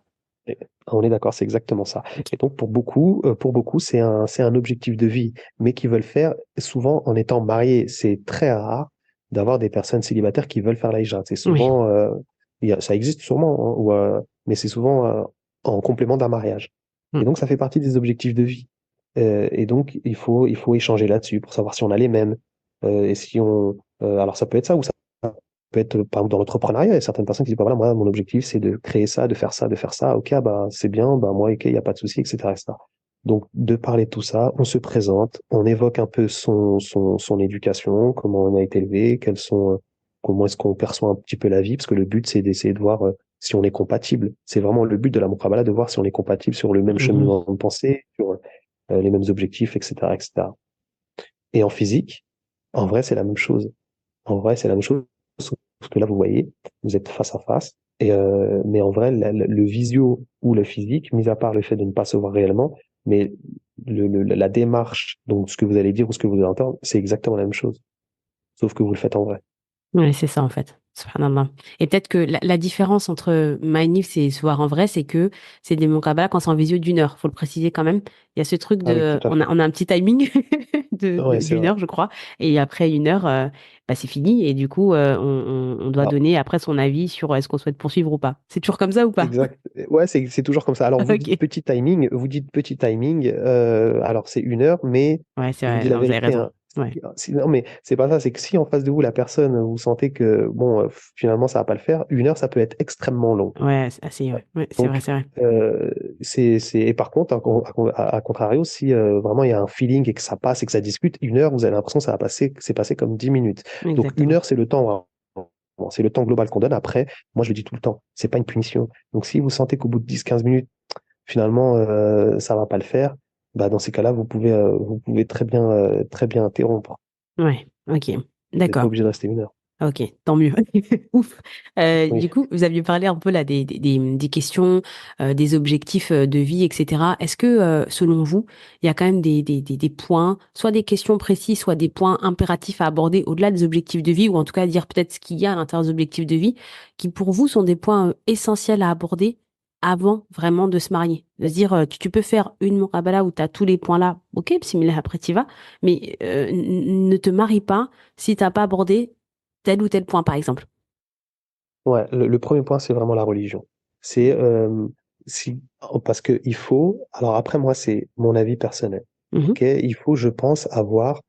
euh, alors pas forcément le même bagage religieux, d'accord, mais avancer au moins dans la même direction religieusement parlant. C'est-à-dire mhm, que euh, je vais vous donner un exemple qu'il y a eu il y a pas longtemps. Il y a une sœur, elle était donc tous les deux dans la religion, hein, alhamdoulilah. Et la sœur, elle suit une école de jurisprudence bien précise. Mhm. D'accord? Elle était dans l'école de jurisprudence malikite. Donc, voilà, comme je viens de le dire, c'est une école de jurisprudence. Donc, elle a suivi ça. Et donc, elle discute avec un frère qui, machallah, il est dans le Coran, ils discutent, etc., etc. Enfin, sur plein de points, ils étaient OK. Mhm. Mais lui, il n'est pas sur une école précisément. Lui, en fait, voilà, il va piocher un peu à droite à gauche selon la situation dans laquelle il est. Il peut très bien aller dans cette école ou dans cette école. Enfin, il n'a pas d'école précisément. Et Sachant en que, fait, la pardon, je vous sœur, interromps juste un oui, instant, je vous en pour prie. que les gens comprennent, les écoles de jurisprudence aident à avoir un peu des guidelines, des manières de faire sur certains actes d'adoration. C'est un peu ça ou pas, notamment sur la prière ou sur certaines choses, où là, on suit une école de jurisprudence qui va nous donner des précisions peut-être dans la manière de faire. Est-ce que c'est ça? Voilà. Ouais, c'est ça, c'est ça. Ça va vous donner des précisions sur des interactions particulières. Par exemple, Hmm. vous êtes Maliki, vous êtes en voyage. Donc, en voyage, vous allez devoir faire la prière du voyageur pendant tant de temps. Alors que si Mhm. vous êtes dans une autre école de jurisprudence, la prière du voyageur, ça va être tant de temps. Mhm. Si vous faites vos ablutions et que vous les perdez de cette façon, bah, dans cette école de jurisprudence, vous devez le refaire. Dans une autre, vous les perdez pas. Enfin, voilà, c'est un petit peu, un- alors je vais pas dire un code de la route, mais ouais, c'est un peu ce que vous venez de dire, quoi. Ça vous Ouais. donne un peu une vision sur certaines interactions et donc les écoles vont pas avoir les mêmes interactions l'une de l'autre. Ok, très OK? bien. Voilà. Et donc, du coup, cette sœur, elle est sur ça et l'autre, le frère, lui, pas du tout. Et en fait, ben, vous voyez, là, en fait, pour elle, la sœur, c'était problématique parce que dans leur vie conjugale, ça allait forcément poser problème sur certaines interactions de leur vie. Et c'est pour ça que c'est important. Et là, la base, c'était vraiment la religion. C'est pour ça que c'est important, dans un premier temps, d'être focus, enfin, de se baser sur sur la ligne religieuse. Est-ce que vous êtes sur la même longueur d'onde? Ensuite, derrière, vous enchaînez. Vous êtes sur la même longueur d'onde sur ça? OK. Maintenant, on continue. Est-ce que, voilà, la gestion des finances, comment est-ce que toi, tu vois les choses? OK. L'éducation des enfants, OK. Et tac, tac, tac. Alors, bien évidemment, vous n'allez pas pouvoir aborder tous les sujets, mais le principal, le but, c'est d'aborder les sujets, on va dire, dans les grandes lignes. Hmm. D'accord? Et puis les sujets qui sont Dans aussi les... le plus en face avec votre réalité, parce que on entend souvent les 100 questions, etc. Et donc on a l'impression qu'il faut poser les 100 questions. Alors déjà, 100, Non, c'est un chiffre tout à fait subjectif, hein. Il pourrait en avoir plus comme il pourrait en avoir moins. Et puis surtout, il faut faire le tri en fonction de sa réalité. Par exemple, je pense que si on est une femme, par exemple, hein, divorcée avec des enfants, on n'aura pas les mêmes réalités, on n'aura pas les mêmes non. exigences, les mêmes besoins que si on est un homme célibataire de 35 ans jamais marié. C'est pas du tout les mêmes considérations. On va pas parler des mêmes choses en fait, même s'il y a des guidelines qui changent pas, tels que la religion, etc. Les principes éducationnels, malgré tout, votre réalité va faire qu'il y a des choses qui seront plus mises en avant selon vos besoins, votre personnalité, puis votre quotidien, votre réalité en fait. Ouais, exactement, ouais, c'est ça. En fait, il va y avoir les thèmes principaux et puis après, il y a Mm. tout ce qui va être les embranchements, selon des cas, comme vous venez de le dire, les cas particuliers. Moi, je suis une femme, par exemple, une femme divorcée avec des enfants, une femme qui, elle, professionnellement est établie. Enfin, voilà, ça va être les embranchements, mais le tronc principal, pardon, excuse-moi, le tronc principal, ça va être quasiment le même pour tout le monde. Donc, c'est la religion, la gestion financière, enfin, voilà, on habite où, on fait quoi, qu'est-ce que t'aimes pas, donc voilà, donc ça va être vraiment le tronc principal sur lequel enfin, qu'il va falloir aborder. C'est les sujets, c'est pas les sujets. C'est un peu, on peut dire que c'est un peu les sujets de surface. Et après, il va y Mm. avoir les sujets un peu plus en profondeur, selon les cas particuliers. Ah oui, parce que c'est quoi du coup les sujets en profondeur? C'est les cas particuliers. C'est en fonction de sa personne à soi, c'est ça? De peut-être notre éducation, de nos besoins précis. C'est ça la profondeur? Voilà, ouais, c'est ça, de nos besoins précis. Alors, et il y a aussi autre chose, c'est que nous, en tout cas sur MyNIS, quand on fait des visios, il y a des sujets, on va privilégier les sujets, on va dire, de surface. Après, il peut y avoir des sujets un peu plus en profondeur, par exemple, tout ce qui va être la santé, tout ce qui va toucher à l'intimité, la Hmm. santé, etc. Et généralement, nous, on préconise toujours d'en parler directement face à face. Hmm. D'accord? D'accord. De passer Ok. d'en face à face, éventuellement, voilà, si c'est des sujets, voilà, qui touchent à l'intimité, la santé, enfin, des choses comme ça, ça fait partie de ce que nous, on appelle les sujets en profondeur et qui, je pense, n'ont pas forcément, vocation à être exprimés, en tête à tête, en ligne. Eh ben, moi, comme ça, quoi. pour le coup, moi, j'ai une question là-dessus, justement. C'est que, il y a des sujets, vous le dites très bien, subhanallah, vous me faites une transition incroyable, barakallahu fik. Moi, j'aurais voulu qu'on parle ces sujets-là, justement, un peu délicats. Comme vous l'avez dit, hein, la santé, l'intimité, je sais pas, les moyens de contraception, etc. Comment on fait si on a des questions qui relèvent de l'intimité et qu'on nous dit quand même qu'il faut qu'un mahram il soit là pour écouter tout ce qu'on a à dire et que c'est des sujets qu'on n'a pas envie d'aborder Mm. avec notre mahram assis juste à côté de nous. Ouais, je comprends. Mais écoutez, alors, honnêtement, j'ai pas de réponse à cette question. Ouais, moi non plus. Je vais Elle est redonner la balle, parfaitement mais bon, très légitime. bien, vous me la Ouais, redonnez. ouais. Ok. Franchement, elle est parfaitement légitime. Je sais que il y a certains sujets, ça va être compliqué et Mm, soit vous allez devoir faire l'impasse dessus. Après, bon, si c'est la santé, moi j'ai déjà vu, en tout cas sur MyNis, un frère qui disait, bon, lui, il avait parlé directement en ligne, hein, enfin, il faisait une muqabala avec une sœur et il parlait lui de test sanguin. Il a dit, oui. moi, voilà, je veux me marier, par contre, je te donne un test sanguin, mais je veux moi aussi un test sanguin. Bon, euh, après, bon, voilà, qu'il ait le droit ou pas le droit, enfin, voilà, c'est son droit, il n'y a pas de souci. Oui, Lui, bien sûr. Bien sûr, il comme n'y a elle pas a le droit de d'interdiction là-dessus en refuser, plus. voilà, Bien sûr, comme bien elle, sûr. elle a le droit de refuser ou pas. Mais, Absolument. mais c'est vrai que ces sujets-là, je suis d'accord que quand vous êtes une sœur ou un frère, peu importe, mais qu'à côté, il y a votre père ou il y a votre frère, waouh, N'a pas ça peut être de. délicat. Ouais. Après, il y a peut-être moyen d'en parler, mais en utilisant d'autres termes, ou je sais pas, par exemple, est-ce que tu vas avoir des enfants tout de suite? Ça, c'est une question classique. Est-ce que tu vas avoir Mm. des enfants tout de suite? La sœur, si elle dit, bah non, c'est Allah qui donne, on verra s'il m'en donne ou pas. Ou alors, est-ce que du coup, si tu veux pas d'enfant tout de suite, tu vas faire en sorte de ne pas en avoir? Voilà, Mm. bah oui. Enfin, je pense qu'il y a moyen d'aborder le sujet sans dire les termes. Mais alors, c'est pas tourner autour du pot, mais voilà. Après, il faut être bon en communication, quoi. Et nous, on l'est Mais je pas sais qu'il y a des visiblement parce qu'on peut pas vous aider. C'est pas facile. Ouais. Honnêtement, franchement, moi, je sais pas donner de réponse non plus à cette question. Franchement, pardon, mais enfin, en tout cas, parce que vous comme moi, on préfère botter en touche plutôt que de vous donner une Ouais. réponse qui serait pas la bonne. On est désolé. De toute façon, on n'a pas les réponses à tout et parfois il faut assumer qu'on n'a pas les réponses à tout. Mais c'est sûr Mais il n'y a pas de que réponse générique en fait. Et parfois c'est du non. cas par cas. C'est un truc, c'est que faut voir comment, ouais, faut voir comment comment on appelle ça déjà. Je veux dire, faut voir sur place quoi. Ah oui, faut voir après du coup, c'est ça. Ok, Ouais, d'accord. voilà, il faut voir après. Ok, bah oui, mais sachant que franchement, il y a quand même il y a quand même des sujets pour moi. Enfin, bah, ça dépend, mais honnêtement, quand on est une sœur, par exemple, le sujet de la contraception, c'est un vrai sujet. Surtout quand on est jeune, c'est un sujet qui est important. Donc, moi, je peux que vous encourager à vraiment, encore une fois, solliciter l'aide d'un là là-dessus, voir comment vous pourriez faire pour aborder ce genre de sujet, parce que ça peut aussi en dire long sur la personne. Si la personne, elle vous dit, ah ben moi, si le frère vous dit, bah la contraception, c'est que sur ta tête, tu te débrouilles, c'est compliqué aussi de dire ah bah dans ce cas est-ce que moi j'ai envie de porter tout ça, est-ce que moi j'ai envie de me prendre des hormones pendant je sais pas combien d'années. C'est pas facile, c'est pas facile. On vous Bien souhaite sûr. bon courage, on est désolé parce qu'on n'a pas de réponse précise à vous donner en tout cas sur cette question là.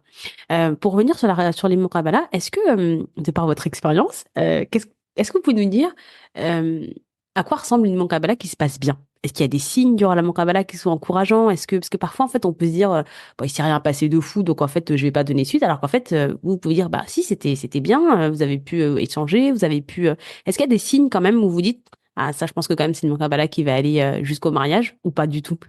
Ça dépend. Bah, franchement, depuis que je fais ça, au début, je pensais que oui. Et en Ouais. fait, j'ai tellement été surpris par des Mourabala qui, quand je les vois, quand je les entends discuter, quand je les vois échanger, je dis, ah ouais, mais ils matchent, et machallah, et puis après, je sais pas, 3 semaines plus tard, je vois que le frère, il est avec une autre sœur au classe, et je dis, waouh, mais je comprends pas. Donc, j'ai l'impression, et je pensais, moi, avoir les signes que ça se passait plutôt bien, et au contraire, des fois, je vois une Mourabala, bon, bah, elle sort pas de l'ordinaire, elle paye pas de mine, comme on dit. Et Hmm. puis, bah, 3 mois plus tard, je reçois un message, ah, bah, on s'est marié. Ah, je dis, subhanallah, je fais, ah bon, bah, donc, alors peut-être que je suis nul, hein, mais, Faut pas le voir mais, comme ça. C'est peut-être juste que ouais, voilà, le champ est large. ouais, le champ est large, en fait. Après, voilà, le fait d'avoir un bon feeling, de bien parler, bah, ça fait pas tout. Parce que la preuve, des fois, j'en vois, pour moi, il y a un bon feeling, ça match, et puis, bah, derrière, en fait, ça colle pas. Mais Hmm. ce qui est important, c'est que de toute façon, lorsque vous faites une muqabala, si vous sentez que la personne euh, avec elle, voilà, vous échangez, que vous êtes sur la même longueur d'onde, il faut pas traîner en fait. Il faut pas, parce que c'est un piège dans lequel beaucoup peuvent tomber, c'est qu'ils vont s'étaler. Ils vont ils vont faire des, je sais moi, des 8 mois de muqabala. C'est trop. Ah, il y en a C'est qui font trop. ça via MyNifs Ah, avec une personne. ouais, ouais, enfin, 8 mois, ça me paraît, ouais, enfin, au début, Ah quand j'ai ouais, commencé, oui, ok. au début, quand j'ai commencé, oui, je me rappelle, il y avait un, je vais pas dire un couple, mais il y avait des membres qui faisaient, ça faisait, je crois, 7 8 mois qu'ils étaient en Muqabala. Et au Oh là final, là. derrière, ça n'a rien donné. Ouais. Et c'est trop. C'est trop parce que, le problème, c'est que souvent, indirectement, vous tombez dans une relation virtuelle. Hmm. Et ça, c'est dangereux. Donc, la Muqabala, nous, même si sur le papier, c'est illimité, ou enfin, autant que vous voulez, nous, on conseille toujours d'en faire aller entre 3 et 5 avant de faire nos vraies rencontres. Au-delà de Hmm. 5 c'est pas la peine, parce que après, si vous faites 3 6 mois de Muqabala, vous vous êtes tout dit. Le jour où vous vous rencontrez, ou même si vous le faites en physique, vous n'avez plus rien à vous dire quasiment. Vous avez tout Hmm. dit. Ouais, c'est vrai. Ouais, enfin, c'est vrai. Qui suis-je pour dire que c'est vrai ou pas? Mais en tout cas, ça me paraît extrêmement cohérent parce qu'en fait, encore une fois, des personnes peut-être qui sont pas du tout dans ce principe-là, ils peuvent se dire, mais 6 mois, c'est rien, on le connaît pas encore. Mais en fait, ce qu'il Ouais, faut ouais. vraiment réaliser, pardon, allez-y, je vous ai interrompu. Ah, non, non, non, non, je vous en prie, allez-y, j'ai soufflé directement. En fait, ce que j'allais dire, c'est que la réalité, c'est que dans les Muqabala, on est sur des sujets très précis, en fait. Donc, en réalité, parce que moi, on m'a souvent dit, oui, tu sais, tu connais pas, encore une fois, tu connais pas une personne avant de te marier, on joue un peu plus ou moins un rôle, etc. Honnêtement, quand on demande à Allah de nous faciliter la communication et la sincérité dans nos réponses, dans la recherche de réponses, franchement, il n'y a pas des grandes surprises. Moi, enfin, la personne que j'ai mariée et mon mari actuel, je suis pas tombée de ma chaise en me disant, ah bon, il est comme ça? Bah, il était, comme il m'a montré, à, je sais pas moi, 80-90%. Et moi, c'est pareil. Alors, on ne cesse de se surprendre nous-mêmes au sein du mariage. Et en plus, nous, on est vraiment des bébés mariés. Ça fait 1 an et demi. C'est pas comme vous, mon cher frère Youssouf, qui, machallah, avait une belle famille et des années de mariage, où on continue de se connaître année après année. Mais ce que je veux dire par là, c'est que, comme vous l'avez très bien dit, la muqabala, c'est pas fait pour tout savoir avant le mariage. C'est savoir ce dont, ce dont on a besoin avant le mariage, en fait. Mais après le mariage, on connaîtra encore d'autres choses. Exactement, c'est vraiment le but de la Muqabala, c'est de vous connaître dans les grandes lignes Mm. et dans les grands et c'est pas dans les moindres détails. Donc oui, mais alors le matin, est-ce que tu es plutôt café ou thé, tout ça, ça c'est pas des choses pertinentes en vrai de C'est pas vrai. intéressant, Donc non, pas du tout. voilà, donc c'est de vous connaître vraiment dans les grandes lignes, dans les grands choix que vous allez faire dans votre vie, comme je l'ai dit tout à l'heure, les objectifs de vie, la façon dont vous avez été éduqué, ce que vous voulez, comment vous voulez éduquer vos enfants, comment travailler, pas travailler, la gestion des finances, enfin, vraiment sur les grandes lignes qui, Mm. normalement, sont censées fonder les bases un petit peu de votre mariage. Oui, Et puis complètement. après, tous les détails de, t'aimes pas cette série-là, tu préfères ça comme acteur, ça, c'est des trucs. Ça, c'est dans le mariage, tout ça. C'est pas pertinent pour, normalement, hein, pour la vie maritale. Et c'est ce que vous apprendrez, si, justement, vous faites du 8 mois de Muqabala. Au bout du 8 mois de Muqabala, vous allez savoir que, bah, en fait, lui, la série préférée, c'est ça, et moi, ma série préférée, c'est ça. Mais en vrai, Ça c'est fait pas pas un ça mariage. voilà, ça fait pas un mariage. Exactement. C'est pas Pas ça qui du va tout. faire le mariage. Ok, très bien.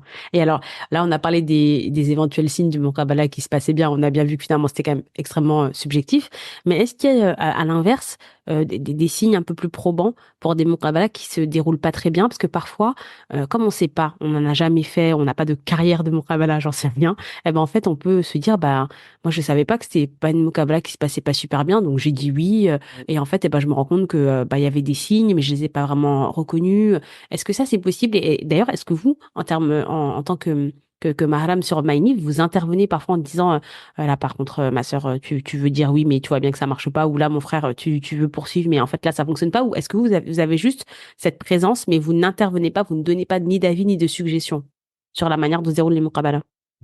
Alors, si, ça nous arrive d'intervenir parce que, on va voir des choses, voilà, par exemple, des frères qui sont un peu trop insistants ou des sœurs qui sont un peu trop dans la, euh, alors, je vais pas dire qu'elles ont des étoiles dans les yeux, mais des sœurs, en fait, parce que le fait d'avoir une tierce personne, c'est que nous, on voit, on est spectateur. Donc, en fait, on perçoit des choses que des fois la sœur ne va pas percevoir ou le frère ne va pas percevoir dans les interactions de l'un et de l'autre. Ah, c'est hyper Et, intéressant. et nous, on peut intervenir. On peut intervenir. Déjà, un des signes qui, je pense, vous savez que ça peut être problématique, il faut bien comprendre une chose. Quand vous faites une muqabala, le but, et je me répète, hein, c'est un peu redondant ce que je vais dire, de trouver une personne qui est compatible, qui a les mêmes objectifs, etc. Mais c'est de trouver une personne qui est convaincue comme vous, pas une personne que vous allez convaincre. Mhm. D'accord?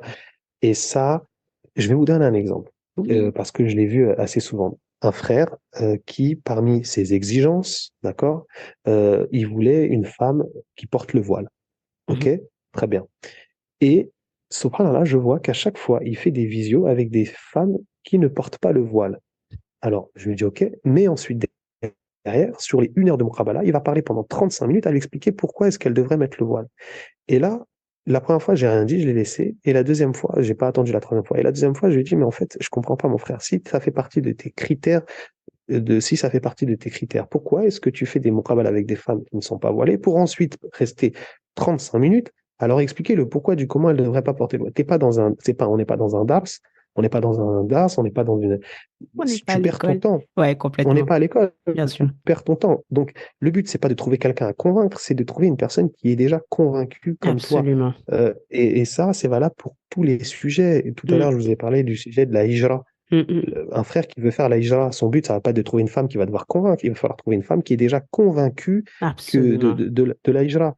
Et donc, vous voyez, ce petit truc-là de convaincre et de convaincu, ça, généralement, dans une muqabala, si le frère ou la sœur passe 30 40 minutes à essayer de convaincre, c'est que c'est tombé. C'est que Ouais. déjà, ça, là, c'est un problème. Parce qu'il y a des sœurs qui vont se laisser convaincre, qui vont dire, ouais, c'est Mhm. vrai, il a raison, ouais, c'est vrai, il a raison.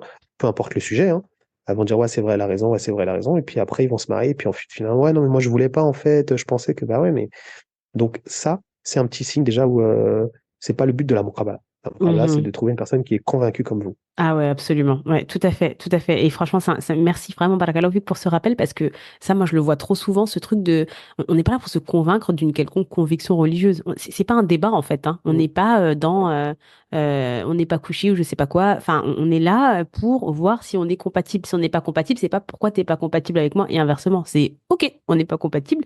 Eh ben, les Exactement. rounds, en fait, que chacun se souhaite les meilleurs et on passe à autre chose. Mais on n'est pas là pour débattre. On est là pour voir s'il y a une compatibilité ou non. Et vous avez raison, ça, je l'entends beaucoup. J'aimerais qu'on revienne sur le fait que parfois il y a des sœurs qui ont un petit peu des étoiles dans les yeux, etc. Ça se joue à quel moment? Ça se joue sur quel sujet? Et comment vous faites pour intervenir? Alors, je vais vous parler. Alors, je vous donne des cas concrets, hein, des cas Ouais, que nous, on a vu, qu'on a traités, hein, s'il vous et plaît. pas longtemps, il y a pas longtemps d'ailleurs. Je vois un frère et c'est pour ça, et vous allez voir l'importance du travail qu'on fait, on est là aussi pour faire de la modération. Mm. Donc, un frère qui s'est inscrit, il a fait une muqabala avec une sœur, et nous, en fait, quand vous faites un visio ou on fait un chat, on a tous les historiques. Alors, pas la visio parce que on vous enregistre pas, mais le chat, il y a un historique de messages. Mm. Donc le frère, voilà, donc il fait un chat avec une sœur, il parle et on sent que voilà, bref, il parle. Finalement, la sœur, elle donne pas suite. Il parle avec une autre sœur. Pareil, il fait un chat. Et en fait, on voit que dans le chat, c'est exactement le même script. C'est-à-dire que, en fait, ce qu'il disait à la première sœur, dans, voilà, il était un peu comment je vais vous dire ça? Euh, un peu beau parleur, voilà. Mm. Il savait très bien ce qu'il fallait dire en fait. Nous, en tout cas, on l'a perçu Ah, comme ça. Il savait très bien ce qu'il fallait dire pour que les sœurs, elles soient un petit peu, ah ouais, machin, le frère, il est top et tout. Et on voit que c'est exactement, enfin, qui mot pour mot, quoi, qui sort exactement les mêmes choses là. En gros, c'était une disquette, en vrai. On va dire les oui, termes. c'est ça, En gros, franchement, c'est ce que je me disais dans ma tête. Ok, ouais, ok, très bien, voilà. En vrai, très bien. c'était une disquette. Un Et on voit la ordinateur, très bien. disquette. Ok. Voilà. Et il ressort la même disquette. Oui, tatati, ouais, nanani, nanana. Et le frère, on a dit, en fait, écoute, en fait, laisse tomber. Et là, en fait, nous, on sort directement. Le frère, on le sort, ça y est, c'est fini. En fait, va faire ça ailleurs.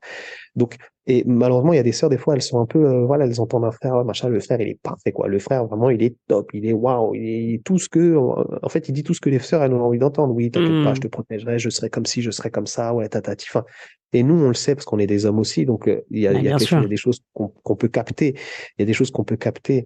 Donc, on fait derrière notre travail de modération et on peut comprendre des fois, il y a certaines sœurs, c'est pas qu'elles sont naïves, mais voilà, elles sont un peu moins sur leur garde. On leur dit Ouais, trois, bien quatre petits sûr. trucs. Vous savez, je veux dire une chose, hein, c'est pas une légende de dire que souvent, les femmes, comment je vais dire ça, tombent amoureuses de ce qu'elles entendent et Et les les hommes hommes de ceux tombent qui le amoureux voient. de ce qu'ils Absolument. voient. Donc, Ah bah bien sûr. et moi, je le vois dans les Muqabala, C'est pas un c'est pas mythe. une légende. Ouais. C'est pas un mythe. C'est pas un mythe. Et pour en revenir à ce frère mesquine, c'est que je voyais souvent que lui, la première chose qui l'intéressait, c'était toujours le physique. Oui, alors tu mesures combien, tu pèses combien, et ceci, et cela. Et à chaque fois, il revenait, est-ce que tu fais du sport, est-ce que tu fais pas de sport? Enfin, c'était vraiment dans ses premières questions, quoi, avant de parler D'accord. de l'aspect religieux. D'accord. Bref. Donc Ça voilà. en dit beaucoup. Bah ok. Bah en fait, c'est hyper intéressant ce que vous dites parce que en fait ça m'emmène à mon prochain point, c'est qu'en fait vous voyez on essaie d'expliquer pourquoi c'est important de populariser les muqabala, etc. Là, alhamdoulilah pour ces sœurs-là, vous avez fait le travail. Vraiment jusqu'au bout du mahram. C'est pas juste vous avez fait une présence, vous n'avez pas juste fait acte de présence de OK, je suis là, j'écoute. C'est vraiment, il y a ce truc de là, j'écoute et justement, j'ai écouté quelque chose ou j'ai lu quelque chose qui me paraissait pas très de bonne, pas de bon augure. Et donc, je sors le frère dans ces cas-là.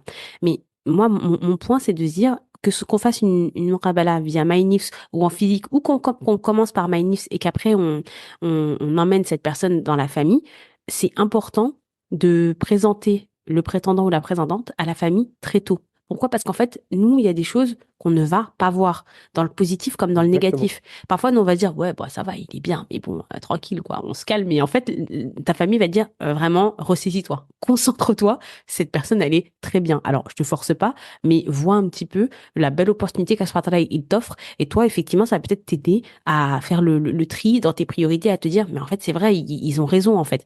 Et ça peut vraiment se passer comme ça, je parle en connaissance de cause. À l'inverse, la famille peut-être se dire, mais en fait, vous n'êtes pas du tout compatibles. C'est-à-dire que pourquoi tu Mm. t'entêtes? Et en fait, là, on va dire, ah, mais oui, mais en fait, je pense que j'ai dit oui ou j'ai dit que j'étais intéressée pour telle chose, mais en fait, ça m'a fait, comment dire, ça m'a fait oublier d'autres points qui étaient extrêmement importants. Donc, en fait, je pense qu'on est d'accord sur le fait que se présenter, présenter le prétendant ou la prétendante à la famille ou aux proches, c'est fondamental parce que justement, on va faire ce travail que vous venez de faire, en fait, visiblement, via la plateforme. Ben, exactement. Et c'est ce travail de modération, de filtration, parce que si vous le faites pas, si vous dites non, vas-y, moi je vais me débrouiller toute seule ou tout seul, eh bien derrière, s'il y a une filtration à faire, ça sera beaucoup plus difficile. Vous savez, vous êtes, par exemple, je prends l'exemple d'une sœur qui se dit non, vas-y, moi je vais parler avec lui. Ça fait 8 mois que vous parlez avec lui. Ça fait 8 mois qu'en fait, peut-être qu'il vous l'a fait à l'envers, mais vous n'en êtes pas rendu compte. Et le jour où vous le présentez à votre famille, elle dit ouais, mais il y a ça, ça, ça qui va pas. Mais vous savez, vous pouvez plus. Ça fait 8 mois que vous êtes avec lui. Ça fait 8 mois Exactement. que vous l'aimez entre guillemets. Donc ça va être difficile de lâcher l'affaire. Et donc si finalement parce que même si à la première intention était la bonne, c'est-à-dire elle s'est dit non, moi je vais faire mon filtrage d'abord toute seule, on ne sait jamais.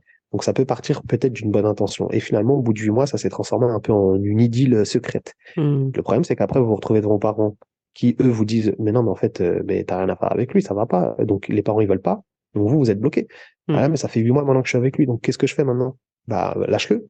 Bah ouais, mais je l'aime. Ouais, voilà. Donc le processus des parents, pourquoi est-ce qu'il est important, en tout cas dès le départ, ou du moins si vous avez un filtrate, par exemple le beau-frère, ou comme tout à l'heure on l'a dit, le frère, le beau-frère, etc., l'oncle, etc., ou ce que vous voulez, en premier filtrage, mais ensuite il faut pas attendre.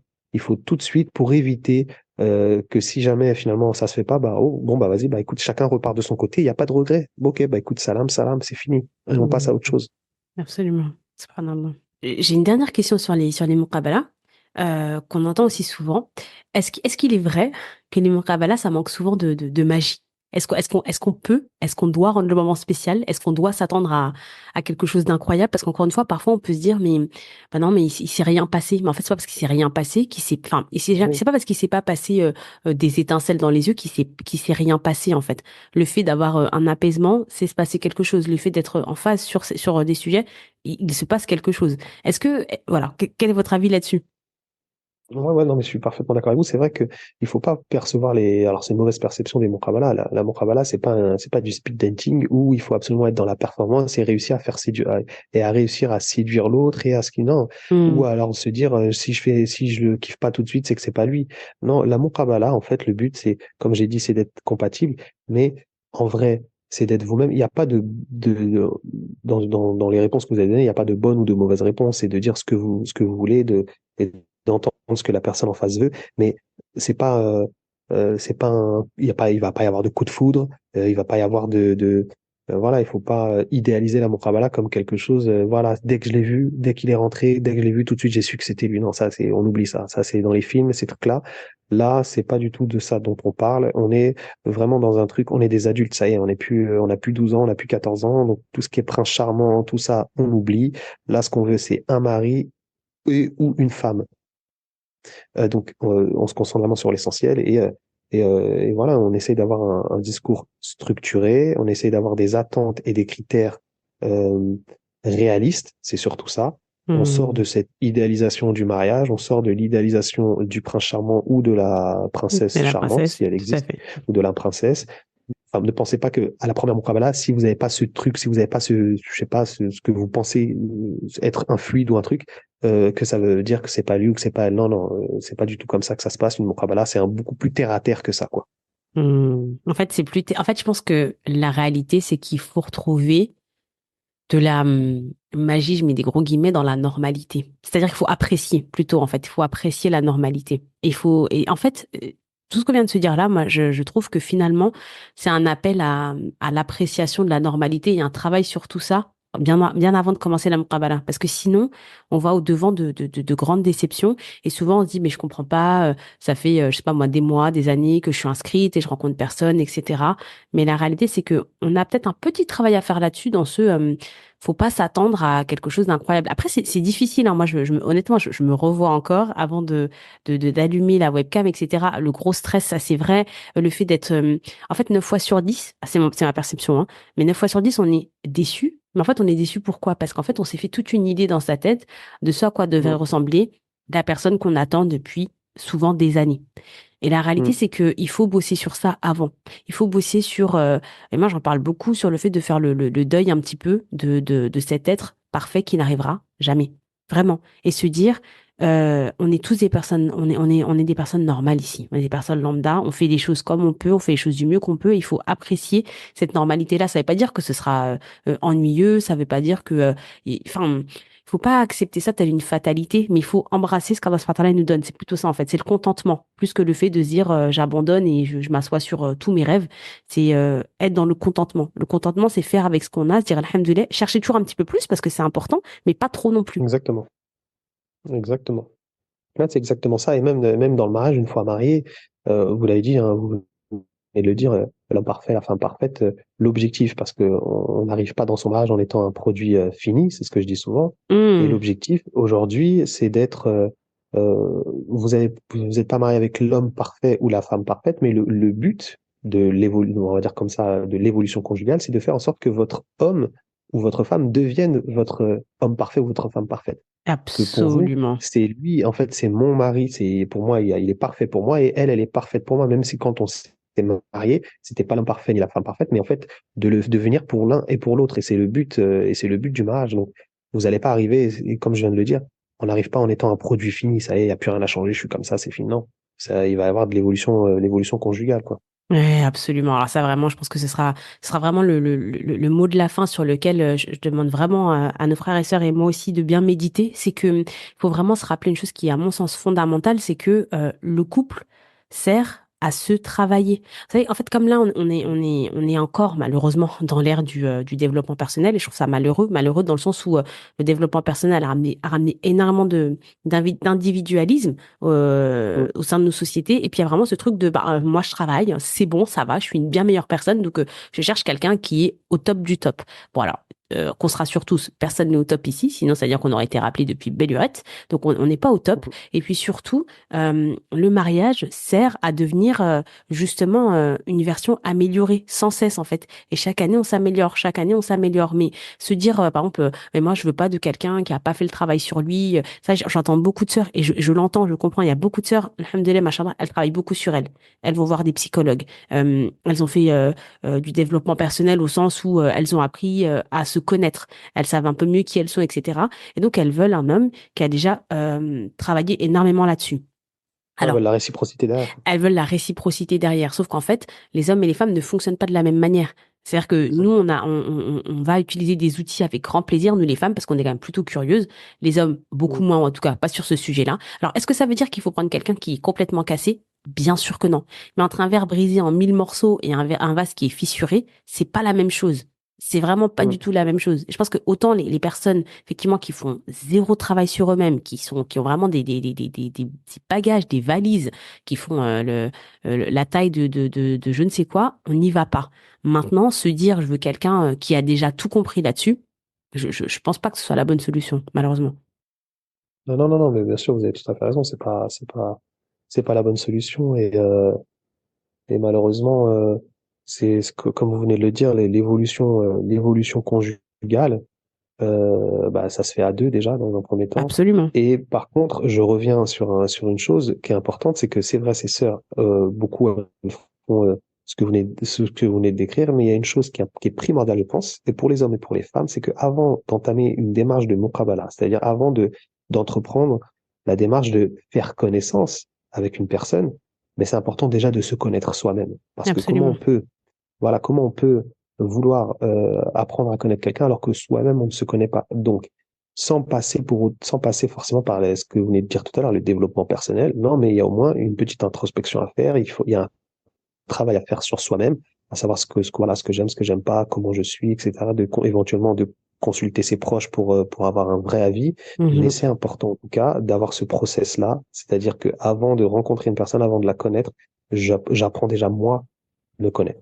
Absolument, absolument. Et je rebondis là-dessus et promis, on s'arrêtera là, mais je rebondis sur le fait que, encore une fois, il est vrai qu'il y a beaucoup de frères, corrigez-moi si je me trompe, mon cher frère Youssouf, mais qui n'ont pas forcément creusé là-dessus, soit quelles que soient les raisons, soit parce qu'on les a pas invités, soit parce que ça les intéresse pas. Je n'ai pas la réponse à cette question, je ne sais pas, mais il est vrai qu'il y a moins de profondeur là-dessus et du coup, effectivement, ça se ressent dans le mariage avec des hommes qui ont du mal à démêler un peu leurs sentiments, qui parlent pas beaucoup, qui veulent pas forcément travailler sur eux-mêmes. On leur dit, on va chez le thérapeute de couple, mais tu rêves jamais de la vie, j'y vais. Et au final, eh ben, en fait, on n'avance pas sur des problématiques qui sont sérieuses et qui derrière ont des impacts dans le couple. Donc moi, je ne dis vraiment, je ne dis pas que les sœurs, c'est pas grave, même si vous avez beaucoup travaillé, prenez quelqu'un qui a pas bossé sur lui. C'est vraiment pas ce que je dis.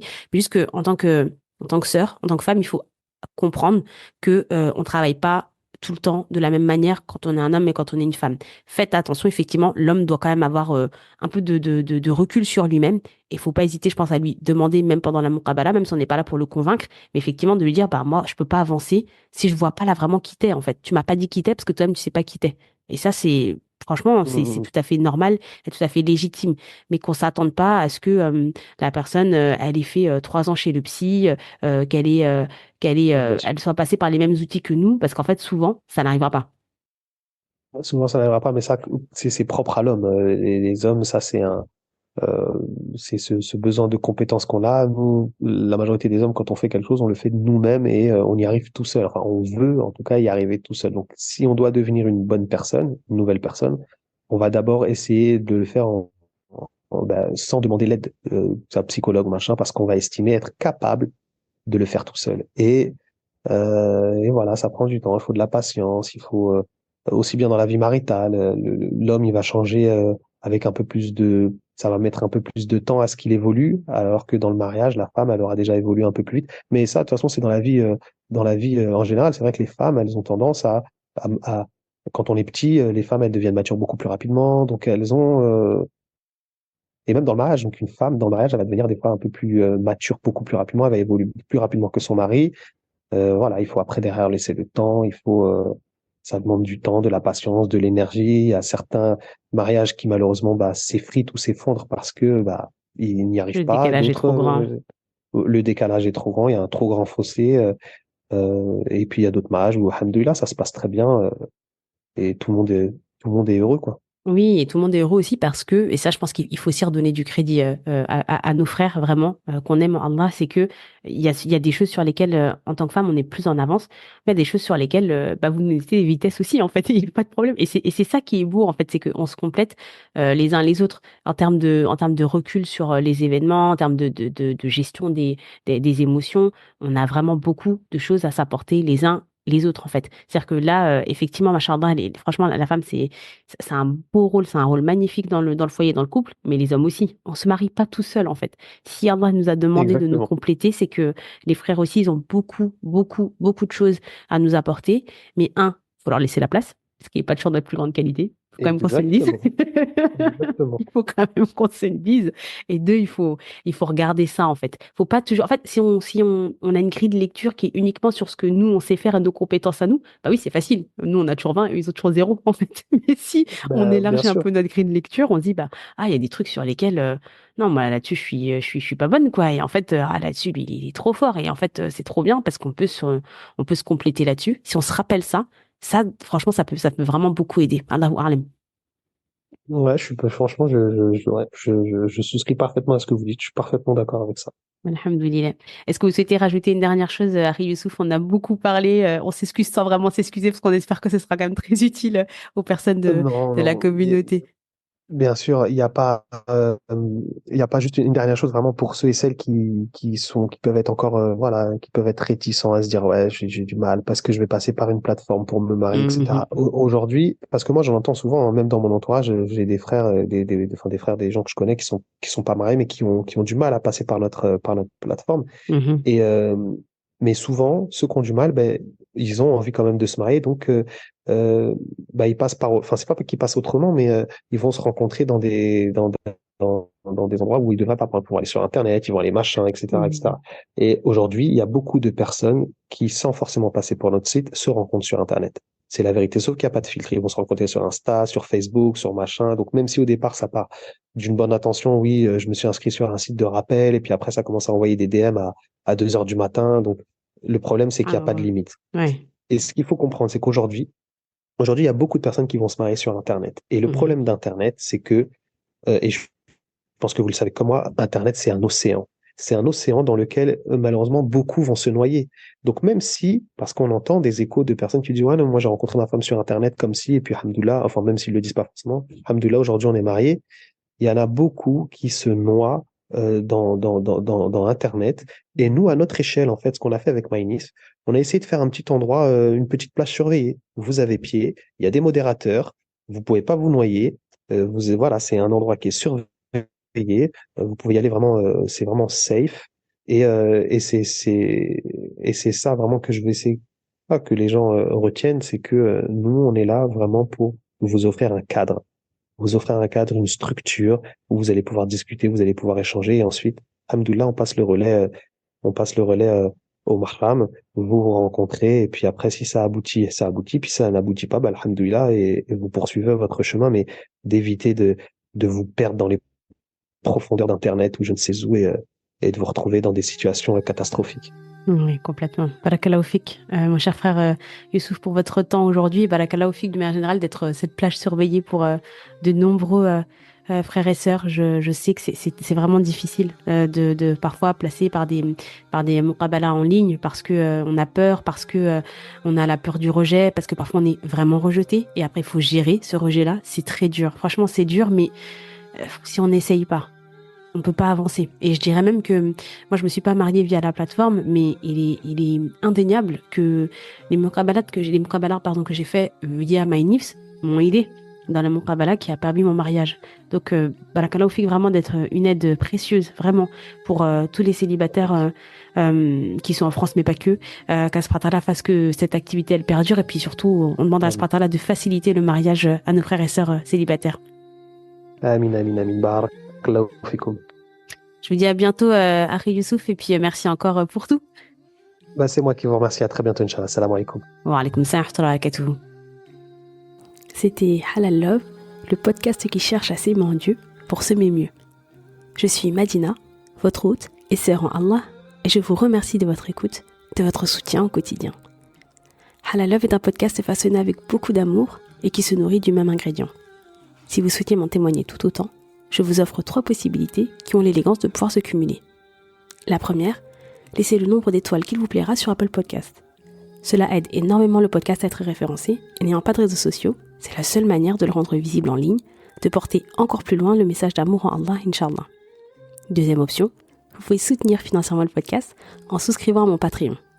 Pour 5 € par mois, vous aurez accès à un mini-épisode supplémentaire, mais surtout, vous aidez considérablement le podcast à perdurer. Vous valorisez une manière d'aimer qu'Allah agrée. Et Inch'Allah, vous en serez récompensé. Pour plus d'informations, un lien est accessible dans le descriptif de l'épisode. Enfin, dernière option, abonnez-vous à ma newsletter. Une semaine sur 2, je vous partage des réflexions plus personnelles, des ressources sur l'amour ou sur le mariage. Le lien pour vous abonner est également disponible dans le descriptif de l'épisode. Je vous remercie sincèrement pour votre fidélité et votre confiance et je terminerai en citant notre cher et tendre Abu Bakr as-Siddiq, radiallahu anhu. Si j'agis bien, soutenez-moi et si je m'égare, remettez-moi dans le droit chemin. Je vous donne rendez-vous dans 2 semaines, Inch'Allah. D'ici là, prenez soin de vous et peace and halal love sur vous.